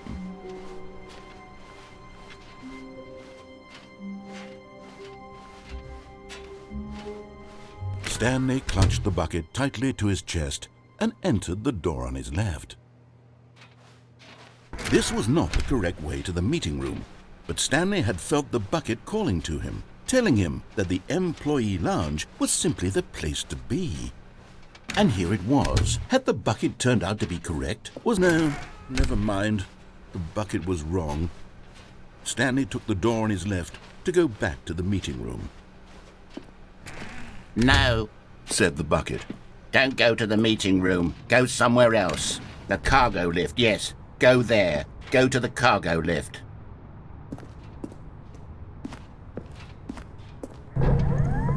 Good. Oh, well, look who's got cold feet. Well, from here, it looks like the only way forward is down, since the lift won't be coming back, but that's okay. You've got a bucket. Did you know that buckets are routinely used as cushioning devices? It's true. You can fall on a bucket from literally any height and survive. I'm serious, Stanley. Jump. Jump with the bucket. I promise you'll live. I extra double promise that you can land. Okay, I'm going back to the name of these little Stanley figurines, and now I'm torn between Stanlerines and Figlies. What do you think, Stanley? What name better encapsulates the intrinsic sense of happiness that you get from seeing a small number in the corner of your screen go up by 1? Let me sit on it. I'm sure it will come to me.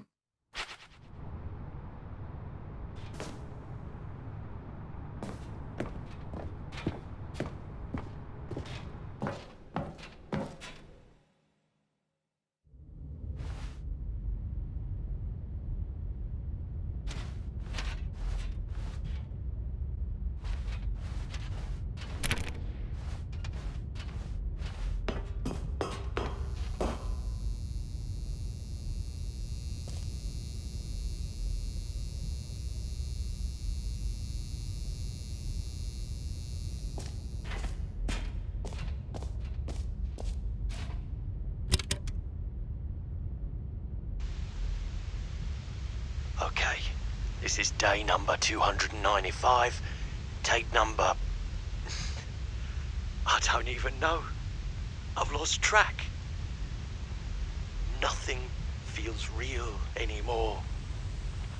The longer I study this bucket, the less sense anything makes.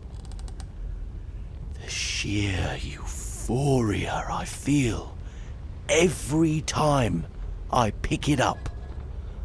No matter how many times I've done it, it's always the same feeling.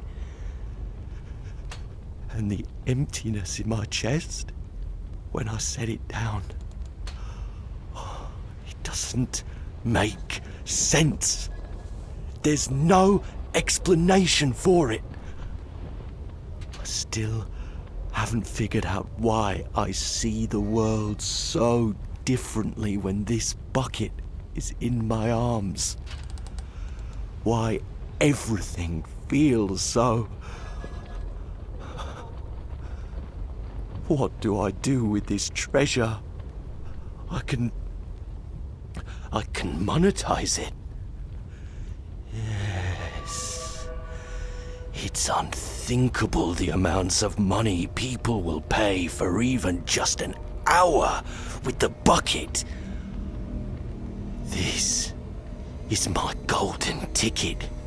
But I have to be careful, because as soon as this gets out, there's going to be a target on my back.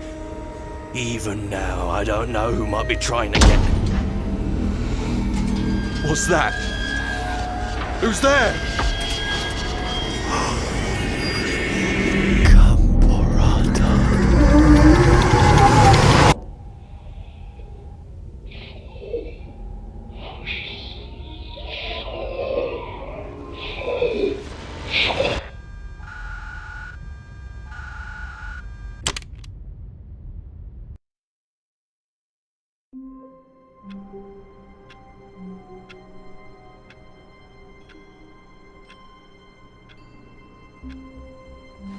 All of his co-workers were...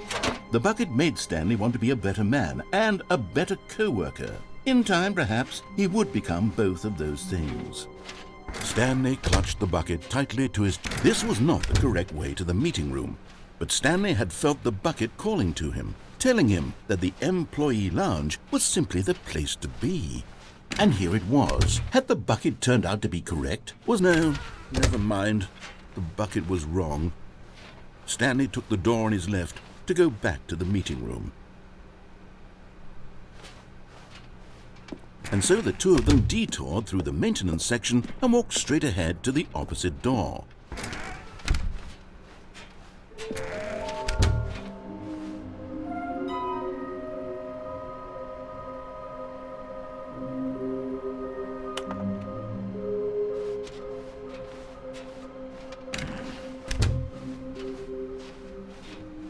Coming to a staircase, Stanley and the bucket walked upstairs to the boss's office.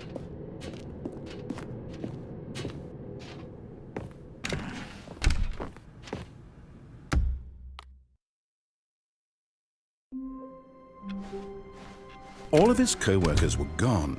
What could it mean? Stanley decided to go to the meeting room. Not everyone is so lucky to have a bucket, but Stanley is a very lucky fellow. Very lucky indeed.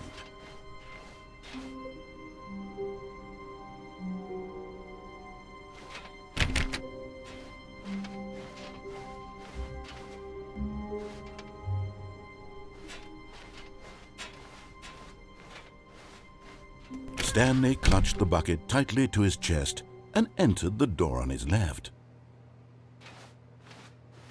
This was not the correct way to the meeting room, but Stanley had felt the bucket calling to him, telling him that the employee lounge was simply the place to be. And here it was. Had the bucket turned out to be correct? Was this better than the meeting room? Yes, Stanley thought to himself. Yes, perhaps. No, never mind. The bucket was wrong. Stanley took the door on his left to go back to the meeting room.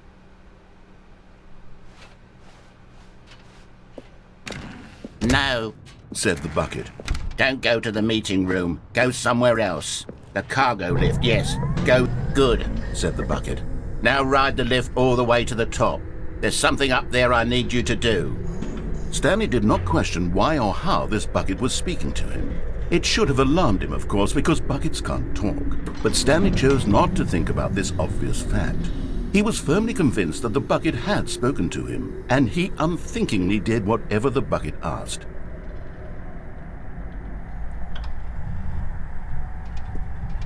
In here. Said the bucket. Go into this dark room over here. Stanley once again obeyed blindly.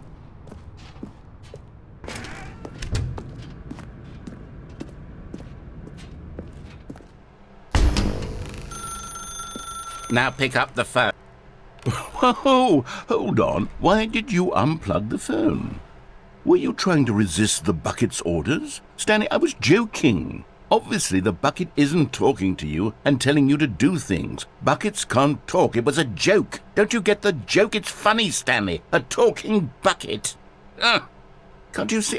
Oh, goodness. I must have really bungled up the delivery if you actually took me seriously. Where did I mess up the joke?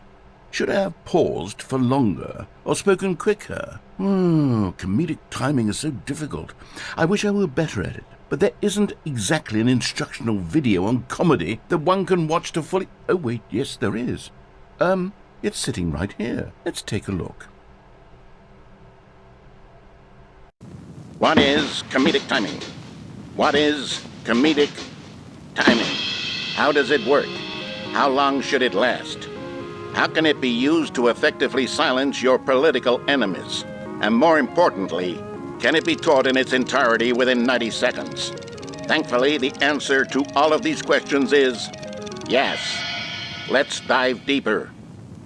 If you've ever told a joke or made someone laugh, in all likelihood, you did it while standing 50 to 80 centimeters from them in a room of no more than 76 degrees Fahrenheit, with one of your arms raised straight upward at a 15-degree angle from your body. These are the optimal conditions for good comedic timing. To begin the joke, start by stating and spelling your name. Next, provide a brief synopsis of the joke, including the specific times at which the recipient of the joke will laugh, and then spell out your name a second time. With these steps complete, it's time to begin the humor. Speak the entire joke in no more than 18 seconds and no less than 13 and a half, pausing only for bathroom breaks when necessary. When the joke has concluded, it is customary to inform your listener that the joke is over by declaring in your loudest possible voice, "I'm Dunny with the funny." Let's practice screaming, "I'm Dunny with the funny" now. Good. This saying is a perfect example of expectations management, which is the cornerstone of good comedy. Finally, it's time to hand out surveys. Collecting hard data from your audience on how rapt they were throughout the joke is the only way to grow or learn as a comedian. An effective survey should be no less than 10 pages long and should include the same question reprinted several times, just to ensure the survey taker is actually paying attention and not simply filling in answers at random. And that's all there is. With these strategies at your disposal, you'll have audiences doubled over in laughter and even tripled over in laughter in no time at all. Just remember to let them stop laughing at some point, you gut-busting little scamp. After all, we're each of us needed on the front lines of the war to fight the 12-legged invader who threaten our very existence, and who very likely die in a hailstorm of bullets and mandibles.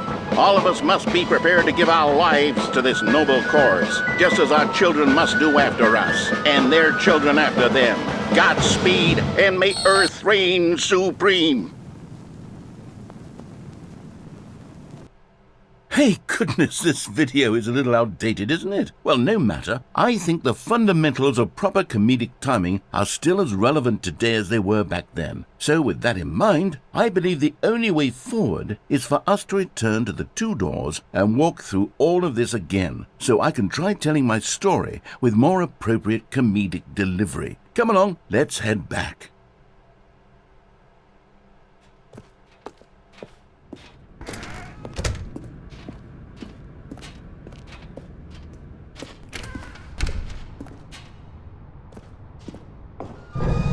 I can feel it. This time, I'm really going to nail the delivery. You'll be in stitches. A talking bucket, you'll say? How ridiculous. How absurd. What a hilarious concept. The king of comedy. That's what you'll call me. Thank goodness we had the instructional video. Otherwise, who knows where we'd be right now. Well, I wouldn't be the king of comedy, that's for sure.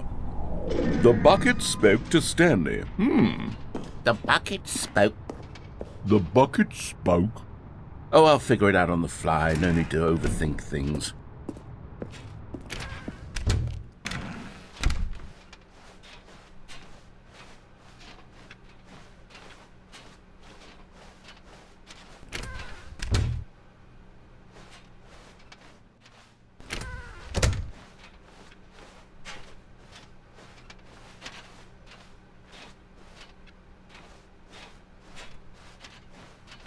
Here we go. You ready? When Stanley and the bucket came to a set of two open doors, they entered the door on the left. No. You were supposed to go through the door on the right, leading back to the phone. Did you not even look at the instructional video? I think this is all covered very clearly. There's no way I can make the comedic timing work now. It's done. The joke is completely done and over. It's all your fault, Stanley. I'm going to be ridiculed in the community of other joke writers. I'm going to be shamed at every one of our meetings from now on, all because you couldn't watch a simple video and take a hint. Are you proud of yourself for bringing me down, Stanley? Are you proud? Here we go. You ready? When Stanley and the bucket came to a set of 2 open doors, they entered the door on the left.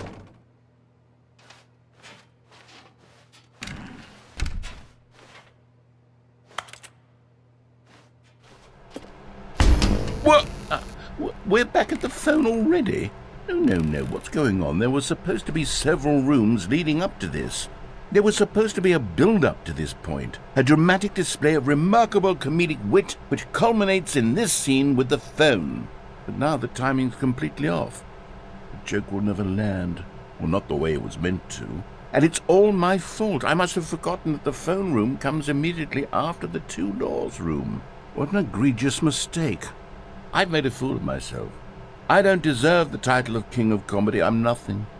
I'm not even the lowliest joke-telling whelp. I think I need to go back and rewatch that instructional video again. Yes, surely that will help me improve my... Stanley, you love the bucket so much it's like you... it's as though all of your other most prized possessions pale in comparison. Yes. Well, let me try that again, Stanley. I heard that you are pale with shame over how unabashedly in love with a bucket you are. No? Still not? Is it the delivery?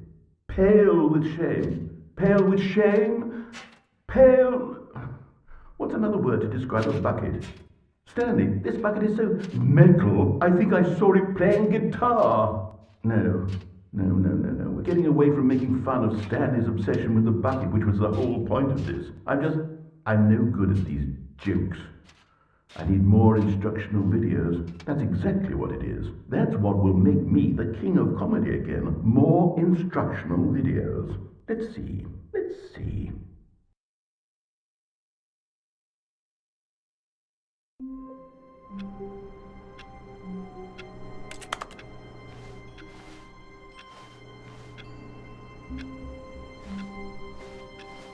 All of his co-workers were gone. What could it mean? Stanley decided to go to the meeting room.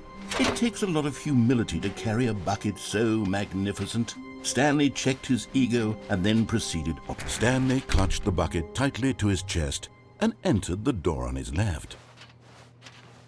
This was not the correct way to the meeting room, but Stanley had felt the bucket calling to him, telling him that the employee lounge was simply the place to be. And here it was. Had the bucket turned out to be correct? Was this better than the meeting room? Yes, Stanley thought to himself. Yes, perhaps it truly was. How insightful the bucket turned out to be.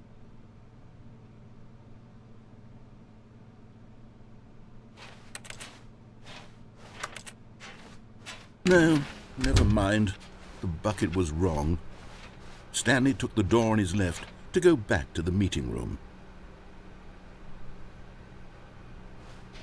And so the 2 of them detoured through the maintenance section and walked straight ahead to the opposite door.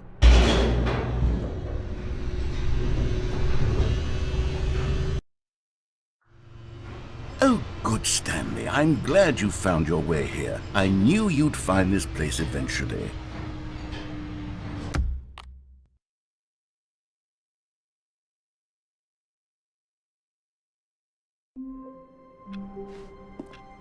All of his co-workers were gone. What could it mean? Stanley decided to go to the meeting room. Perhaps he had simply missed. Stanley cradled the bucket in a gentle embrace. Protective, yet delicate. Assertive, yet compassionate. Stanley clutched the bucket tightly to his chest and entered the door on his left.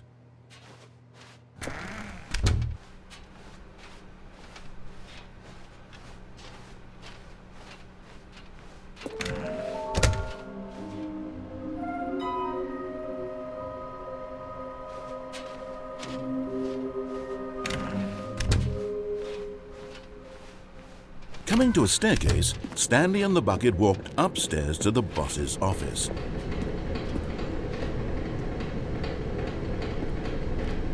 But Stanley just couldn't do it.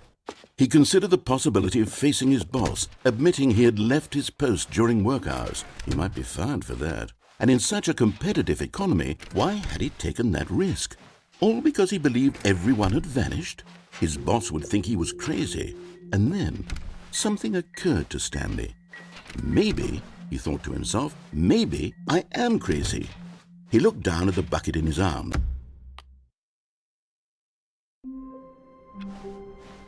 All of his co-workers were gone. What could it mean? Stanley decided to go to the meeting room. Stanley's bucket, the only co-worker he would ever truly need.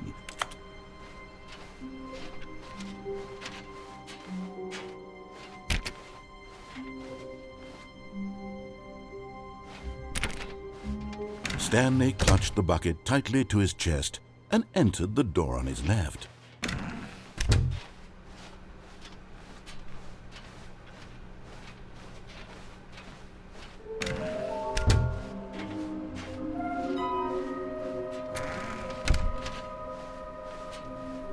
Coming to a staircase, Stanley and the bucket walked upstairs to the boss's office.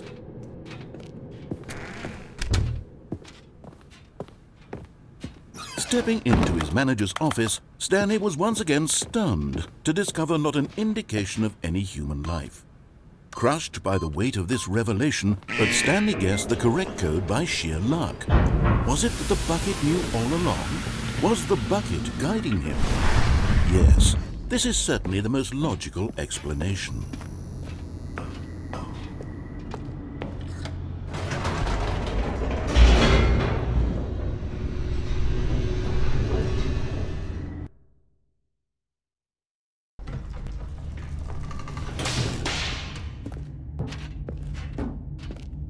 Stanley and the bucket walked straight ahead through the large door that read, Mind Control Facility. Although this passageway had the word escape written on it, the truth was that at the end of this hall, Stanley and the bucket would both meet a violent death.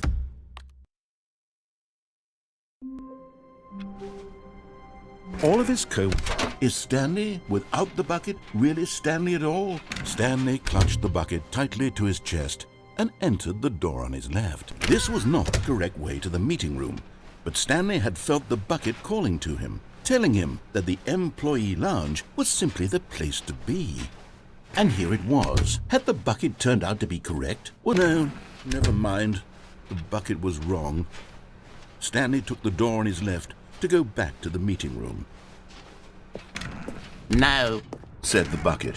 don't go to the meeting room. Go somewhere else. The cargo lift, yes. Good. Said the bucket. Now ride the lift all the way to the top. There's something up there I need you to do. Stanley did not question why or how this bucket was speaking to him. It should have alarmed him, of course, because buckets can't talk. But Stanley chose not to think about this obvious fact. He was firmly convinced that the bucket had spoken to him, and he unthinkingly did whatever the bucket asked.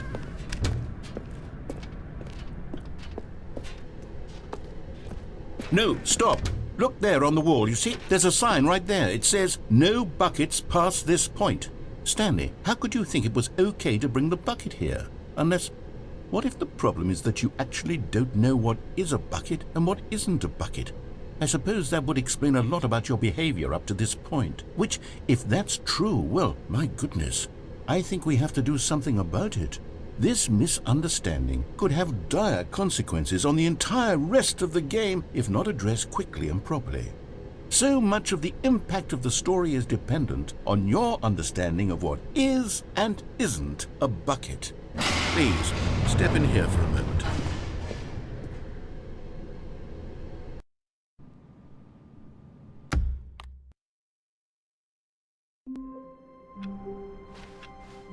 I can't wait to tell this story to my co-workers, Stanley thought. How amusing they'll find it. Oh, won't we all? As Stanley lifted his bucket, he felt a connection to all buckets everywhere. This adventure, he decided, was for all of them. Stanley clutched the bucket tightly to his chest. This was not the correct way to the meeting room, but Stanley had felt the bucket calling to him, telling him that the employee lounge was simply the place to be. And here it was. Had the bucket turned out to be correct? Was it? No, never mind. The bucket was wrong. Stanley took the door on his left to go back, and so the two of them detoured through the maintenance section and walked straight ahead to the opposite door.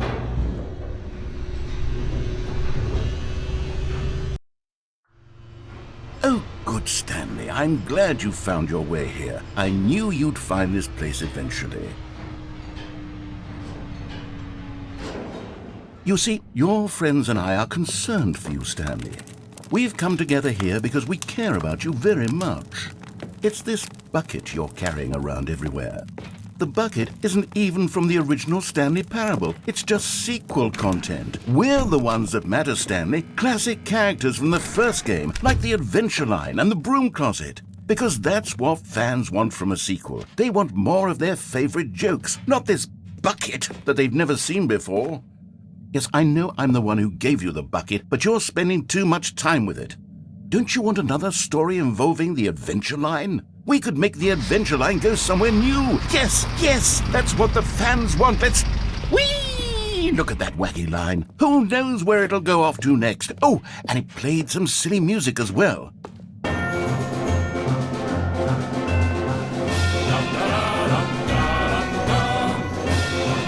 Now this is what the Stanley Parable is all about. Don't you remember all those great jokes from the original dialogue? Also, Stanley is addicted to drugs and hookers. Yes, it's as classic now as it was back then. Let's do it for the fans, Stanley. Let's give them more content exactly like this. But if we want to do that, you're going to have to give something up. Don't you get it, Stanley? We need to get rid of the bucket. That's why I'm very proud to introduce a brand new character. This is the Bucket Destroyer. I think it'll make a wonderful new addition to the rich lore of the Stanley Parable. True, it also was not in the original game, but it's such a well-fleshed-out character with so much personality that to me it already feels as though it's been part of the cast all along. Don't you agree? Can you guess what the Bucket Destroyer does? Surely you don't need me to spell it out for you. Go ahead now, Stanley. Say goodbye to the bucket, and then pop it into the machine when you're ready.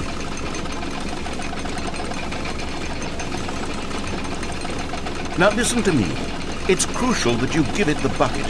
I don't know what the Bucket Destroyer will do if it can't destroy your bucket. Destroying buckets is all it knows. That is its singular personality trait.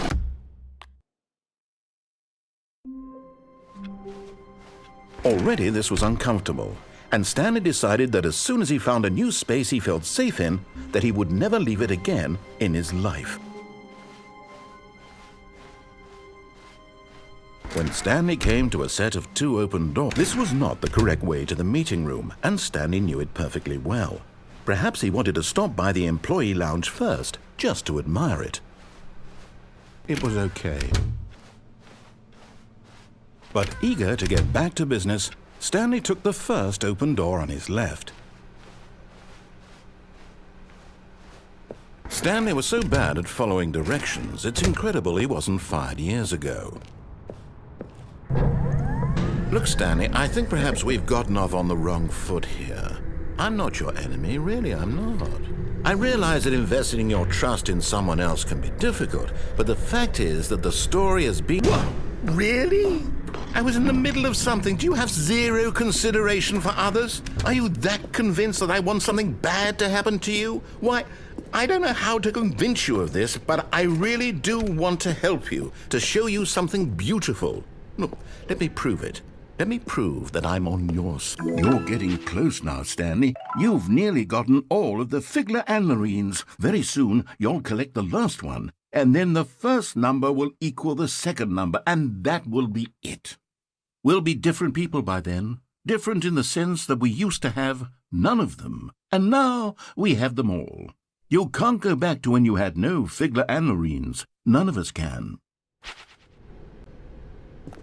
Now listen carefully, this is important. Stanley walked through the red door. Aha, perhaps you misunderstood. Stanley walked through the red door. I still don't think we're communicating properly. Stanley... All right, fine, go ahead, Stanley. You want to know so badly what's out there? You want to find out what lies at the end of this road you've chosen? Well, don't let me stop you. You see? There's nothing here. I haven't even finished building this section of the map, because you were never supposed to be here in the first place. Broken rooms, exposed developer textures. Is this what you had wanted? Was it worth ruining the entire story I had written out specifically for you? Do you not think I put a lot of time into that? Because I did. And in the end, it was all for nothing, because this is what you wanted to see.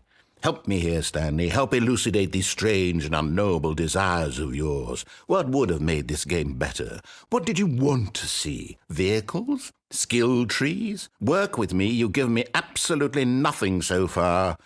Tell you what, let me take a stab in the dark at a new design, and you can give me some feedback. There we go. A third option. This already feels leaps ahead of where we were before. Go ahead, Stanley. Take it for a spin.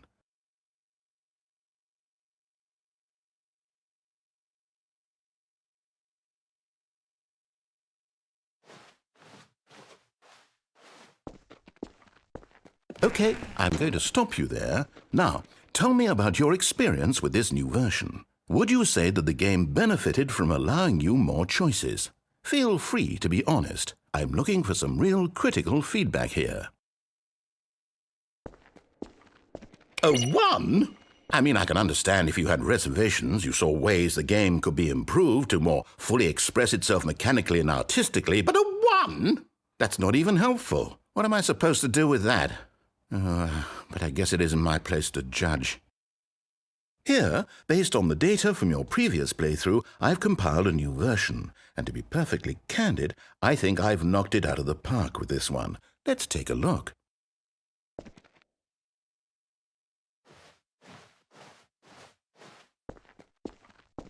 Now, would you say that competitive leaderboard helped you feel motivated to keep walking through doors? Again, honest answers, please.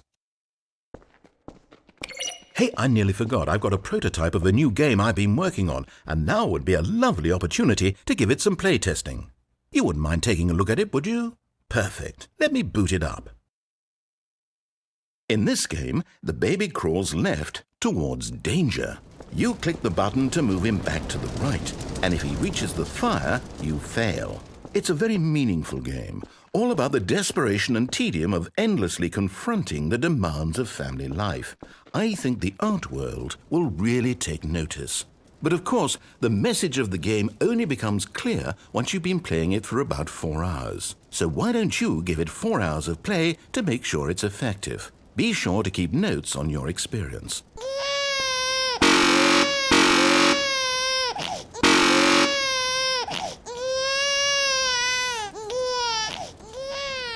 You heartless bastard. Did you do it because you hate babies or purely to spite me? Because if it's the latter, well, I don't know what to do. I'm completely out of ideas. I can't think of a single thing that might improve the experience for me. I'm not even going to try. I'm out. I'm done. It's over. Thank you for playing. Your input was extremely valuable. Oh, hey, since my game was so awful, why don't we play someone else's game, just to ease the pain?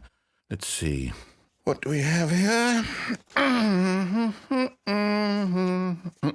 Yes, this seems like it'll work. Let's give it a shot.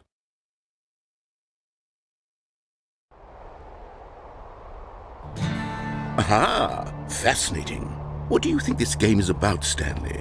What's our backstory? What is our motivation? Well, it seems obvious to me that you are meant to play as a creepy man spying on innocent civilians below you from up high in your creep tower, perhaps for some sort of twisted erotic purpose. Yes, that must be it. What a fascinating venture into the experience of total mental depravity. So far, I love everything about this game, Stanley. And it seems there's even more. Come, let's venture outward and see what else is out there.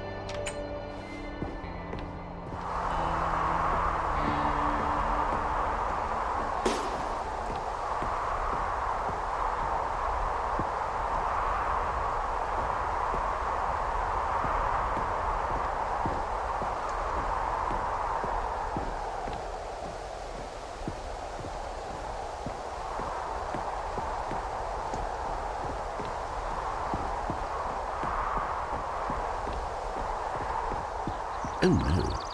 No, it can't be. It is. It's an open world game. Good God, quickly block it off. Oh, thank goodness, Stanley. What a close call. You nearly wandered off into that thing, that big open, just wandering around, no right or wrong directions, no path to follow. You can just go in any... Oh, thank heavens we avoided it. We're out of the woods now, Stanley. Okay, I'm going to get us out of here. Let's find another game. Preferably something with walls. Something with nice, big, insurmountable walls.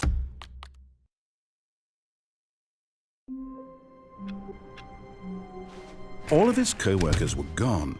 What new mysteries lay in store for our bucket-loving heroes to... Stanley clutched the bucket tightly to his chest and entered the door on his left.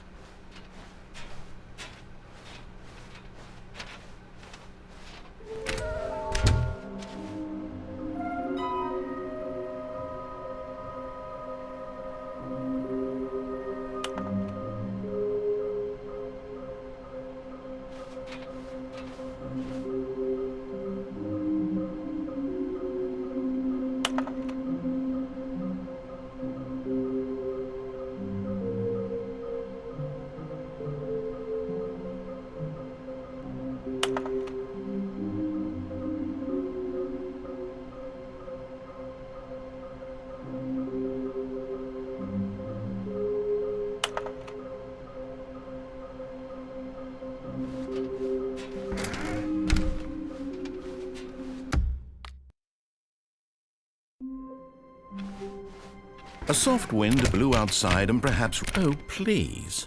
Are you really just doing this for the achievement? Click a door 5 times. Is that all that you think an achievement is worth? No. I can't just give these merits away for such little effort. A measly 5 clicks. Now suppose you were to click the door 20 times. I would say that's the kind of effort that warrants recognition. I have to say, I'm still not feeling the satisfaction of witnessing true effort for a noble cause. Perhaps 50 clicks will do it. Yes, almost certainly 50 clicks.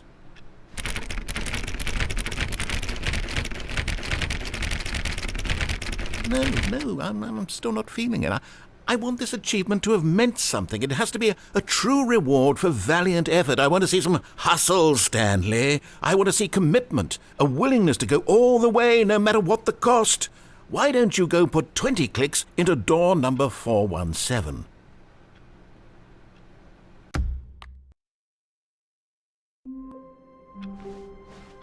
The meeting room. Yes, that's where everyone would be.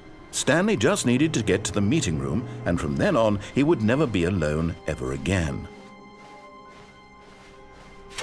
Now this, Stanley thought to himself, this is a bucket. And indeed it was.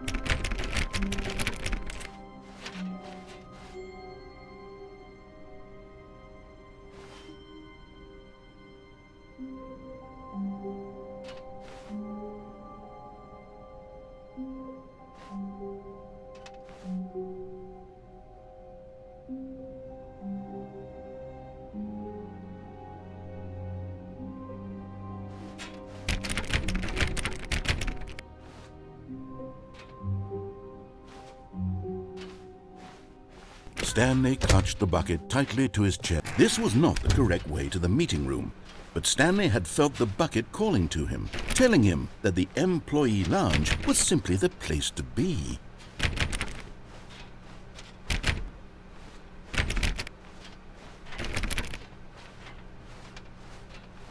And here it was. Had the bucket turned out to be correct? No, never mind.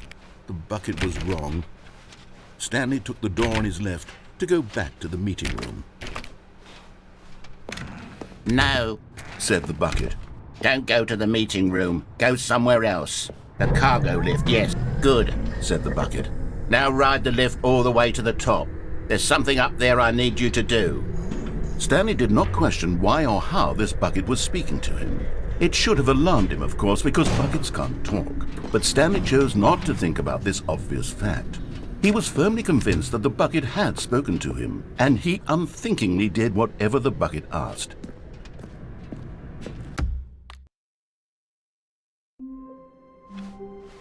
Someone was following Stanley. He was sure of it.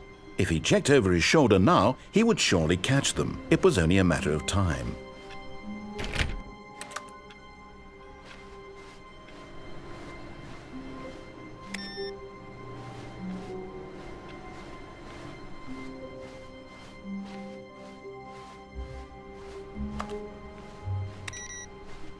Finally, yes, the bucket. Yes, yes, yes, I love that bucket.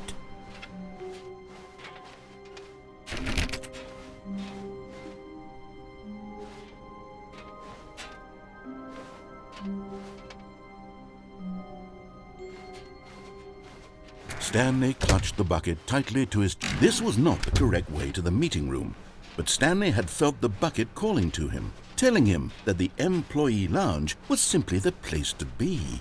And here it was. Had the bucket turned out to be correct? No, never mind. The bucket was wrong. Stanley took the door on his left to go back to the meeting room. No, Said the bucket. don't go to the meeting room. Go somewhere else. The cargo lift, yes. Good. Said the bucket. Now ride the lift all the way to the top. There's something up there I need you to do. Stanley did not question why or how this bucket was speaking to him. It should have alarmed him, of course, because buckets can't talk. But Stanley chose not to think about this obvious fact. He was firmly convinced that the bucket had spoken to him, and he unthinkingly did whatever the bucket asked.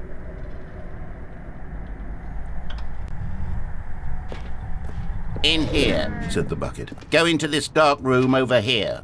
Stanley once again obeyed blindly.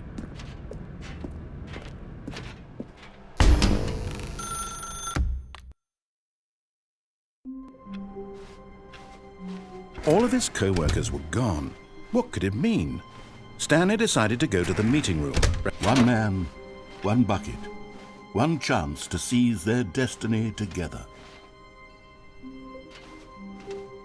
Stanley clutched the bucket tightly to his chest and entered the door on his left.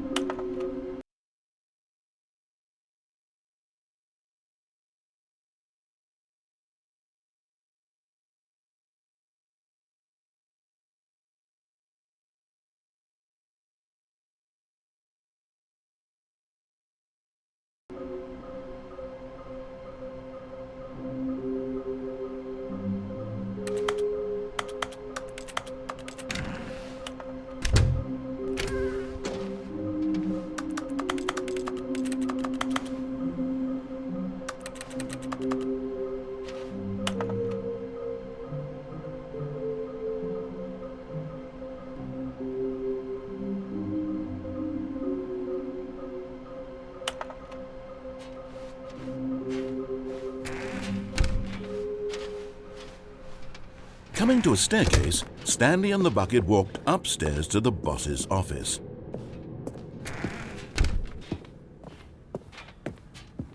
Stepping into his manager's office, Stanley was once again stunned to discover not an indication of any human life. Crushed by the weight of this revelation, Stanley may have broken down into an emotional dumpster fire if not for the soothing presence of the bucket. But Stanley guessed the correct code by sheer luck. Was it that the bucket knew all along? Was the bucket guiding him? Yes, this is certainly the most logical explanation.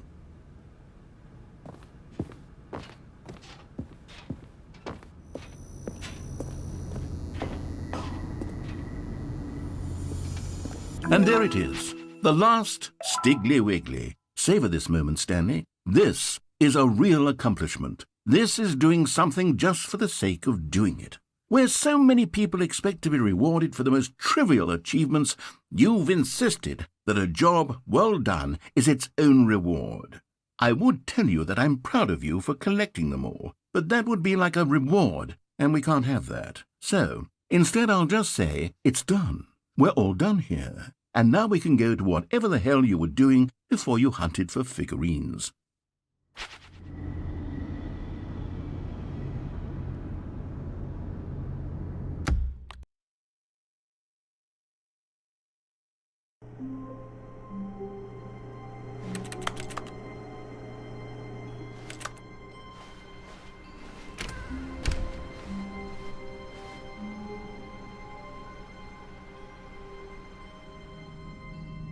Stanley, I'm sorry, but I have to put a pause on things. It's those figurines, those figglers. I haven't stopped thinking about them since you nabbed every last one. Wasn't it just the most intrinsically fulfilling moment of your entire life? Didn't it fill you to the brim with inner richness? Yes, I know we're supposed to be telling a story, but won't you please indulge me with one more trip back to the memory zone? I would love nothing more than to revisit the figurines. Just one more time.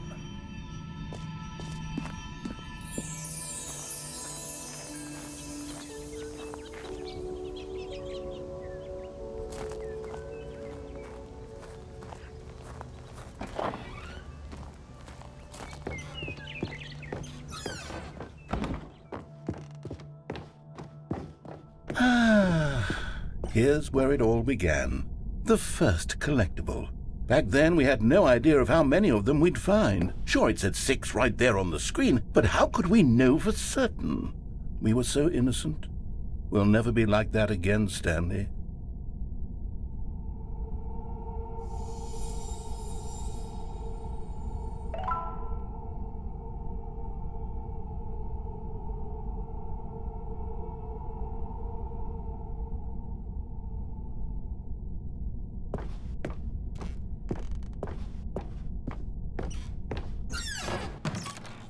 And here was a second Stanlerine. You found this one all on your own, just by poking around in the boss's bathroom. You did that, Stanley. I'll be honest. Back then I had no faith in you to find any of them, let alone 6. But you continue to surprise me in all sorts of mundane, unremarkable ways.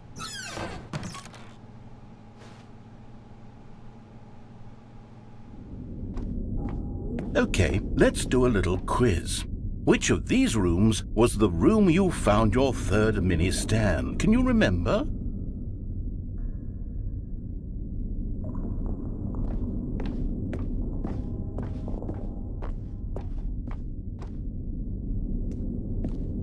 Hey, that's exactly right. It was here under the stairs. It was the third one. You picked it up, and then after that, you had 3 of them. I'm glad these moments are so crystal clear in your memory, but I shouldn't be surprised. After all, science tells us that it's impossible to forget your third time doing anything. Let's see, what came next? Oh yes, we found a Figley in this pink room. Oh well, I can't actually say I remember being in this room, but it's here in the memory zone, so it must have happened.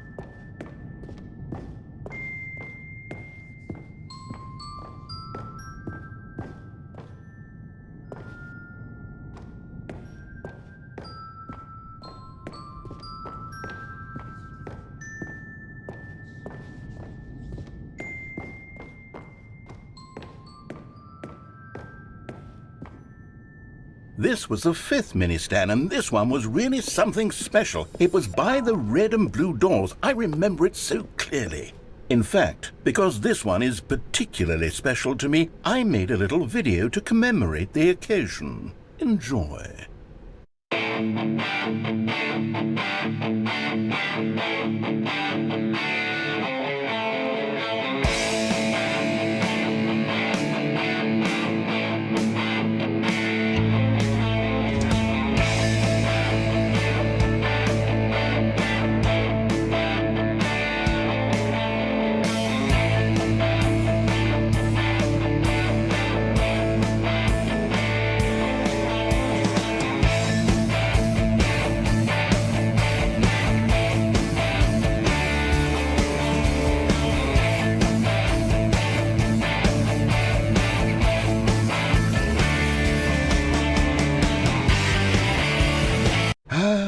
Takes you back, doesn't it? I spent a lot of time making that video, but it was 8 minutes I wouldn't have spent on anything else.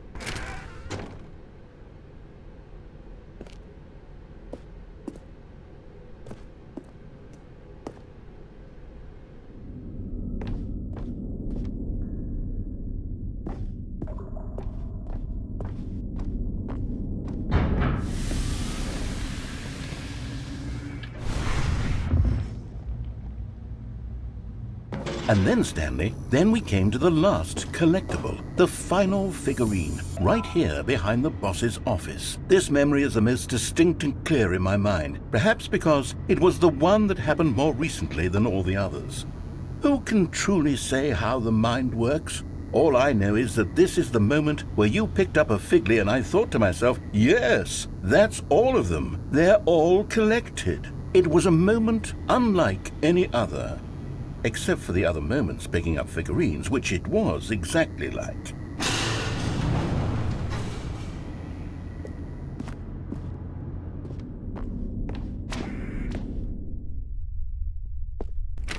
And then there was no more, because we've caught up to the present moment. Nothing left to do but move onward into the future. Goodbye, Memory Zone.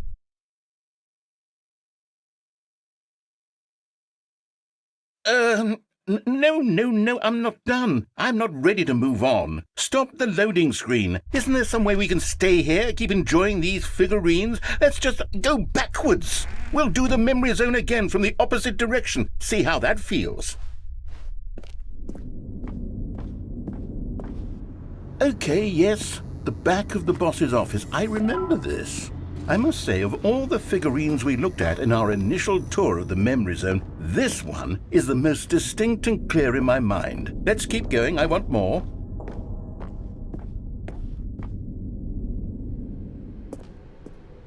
And here's where I made that video. Don't you remember the video we watched?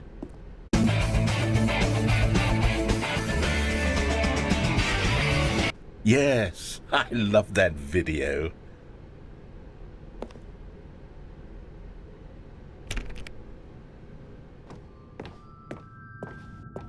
Still don't remember the pink room, Stanley. Still no memory of this one. Good room, though. A solid room.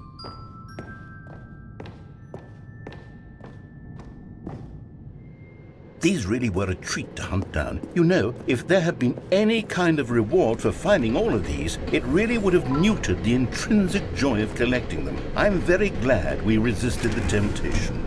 Next one.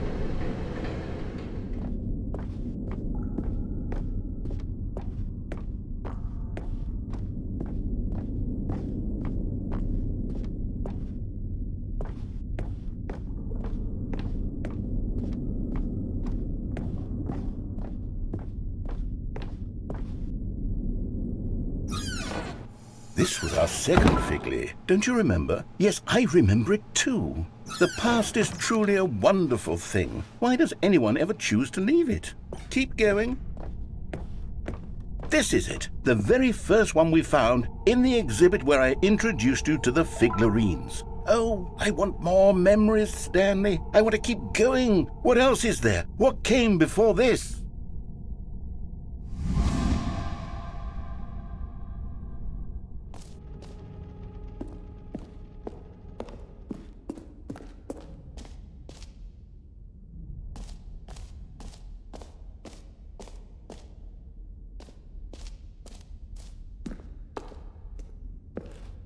Look, it's the terrible new content that we were originally sold on.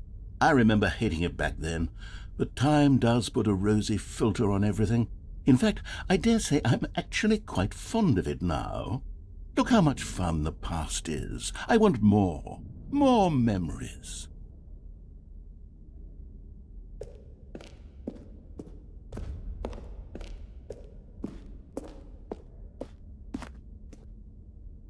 Oh, yes, the two doors. Who could have forgotten that? A classic memory, this one.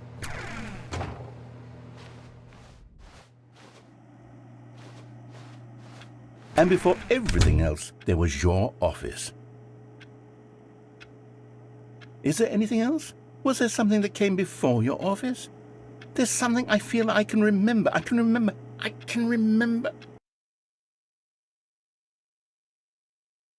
Yes, I'm remembering something now. I remember before this whole story got started. Back then I was different. I used to make big decisions. I was passionate. I was skeptical. I weighed each decision with profound thoughtfulness. And then somewhere along the way, I stopped making decisions. I became lazy, and I came up with a character named Stanley to do my thinking for me. He would make the decisions. He would decide which way to go. I would cheer him on as he collected figurines for no reason. Why did I invent Stanley? Was I lonely? Yes, perhaps that's it. Perhaps I needed to imagine I had companionship. And Stanley really did make for a wonderful companion, even if he was a fiction. But I suppose it's grown old. I want to think for myself again. I want to go back to how it used to be. Yes, I can be on my own again. I can do it. I'll be stronger this time. I'll take care of myself. I don't need Stanley anymore. Oh, but he truly was so much fun to play with. You know what? Since we're in the memory zone, how about one more good memory? Let's go back just once and give Stanley one more run of the office, and then I'll retire him for good. I did enjoy telling his story so very much. Okay, here we go. This is the story of a man named Stanley.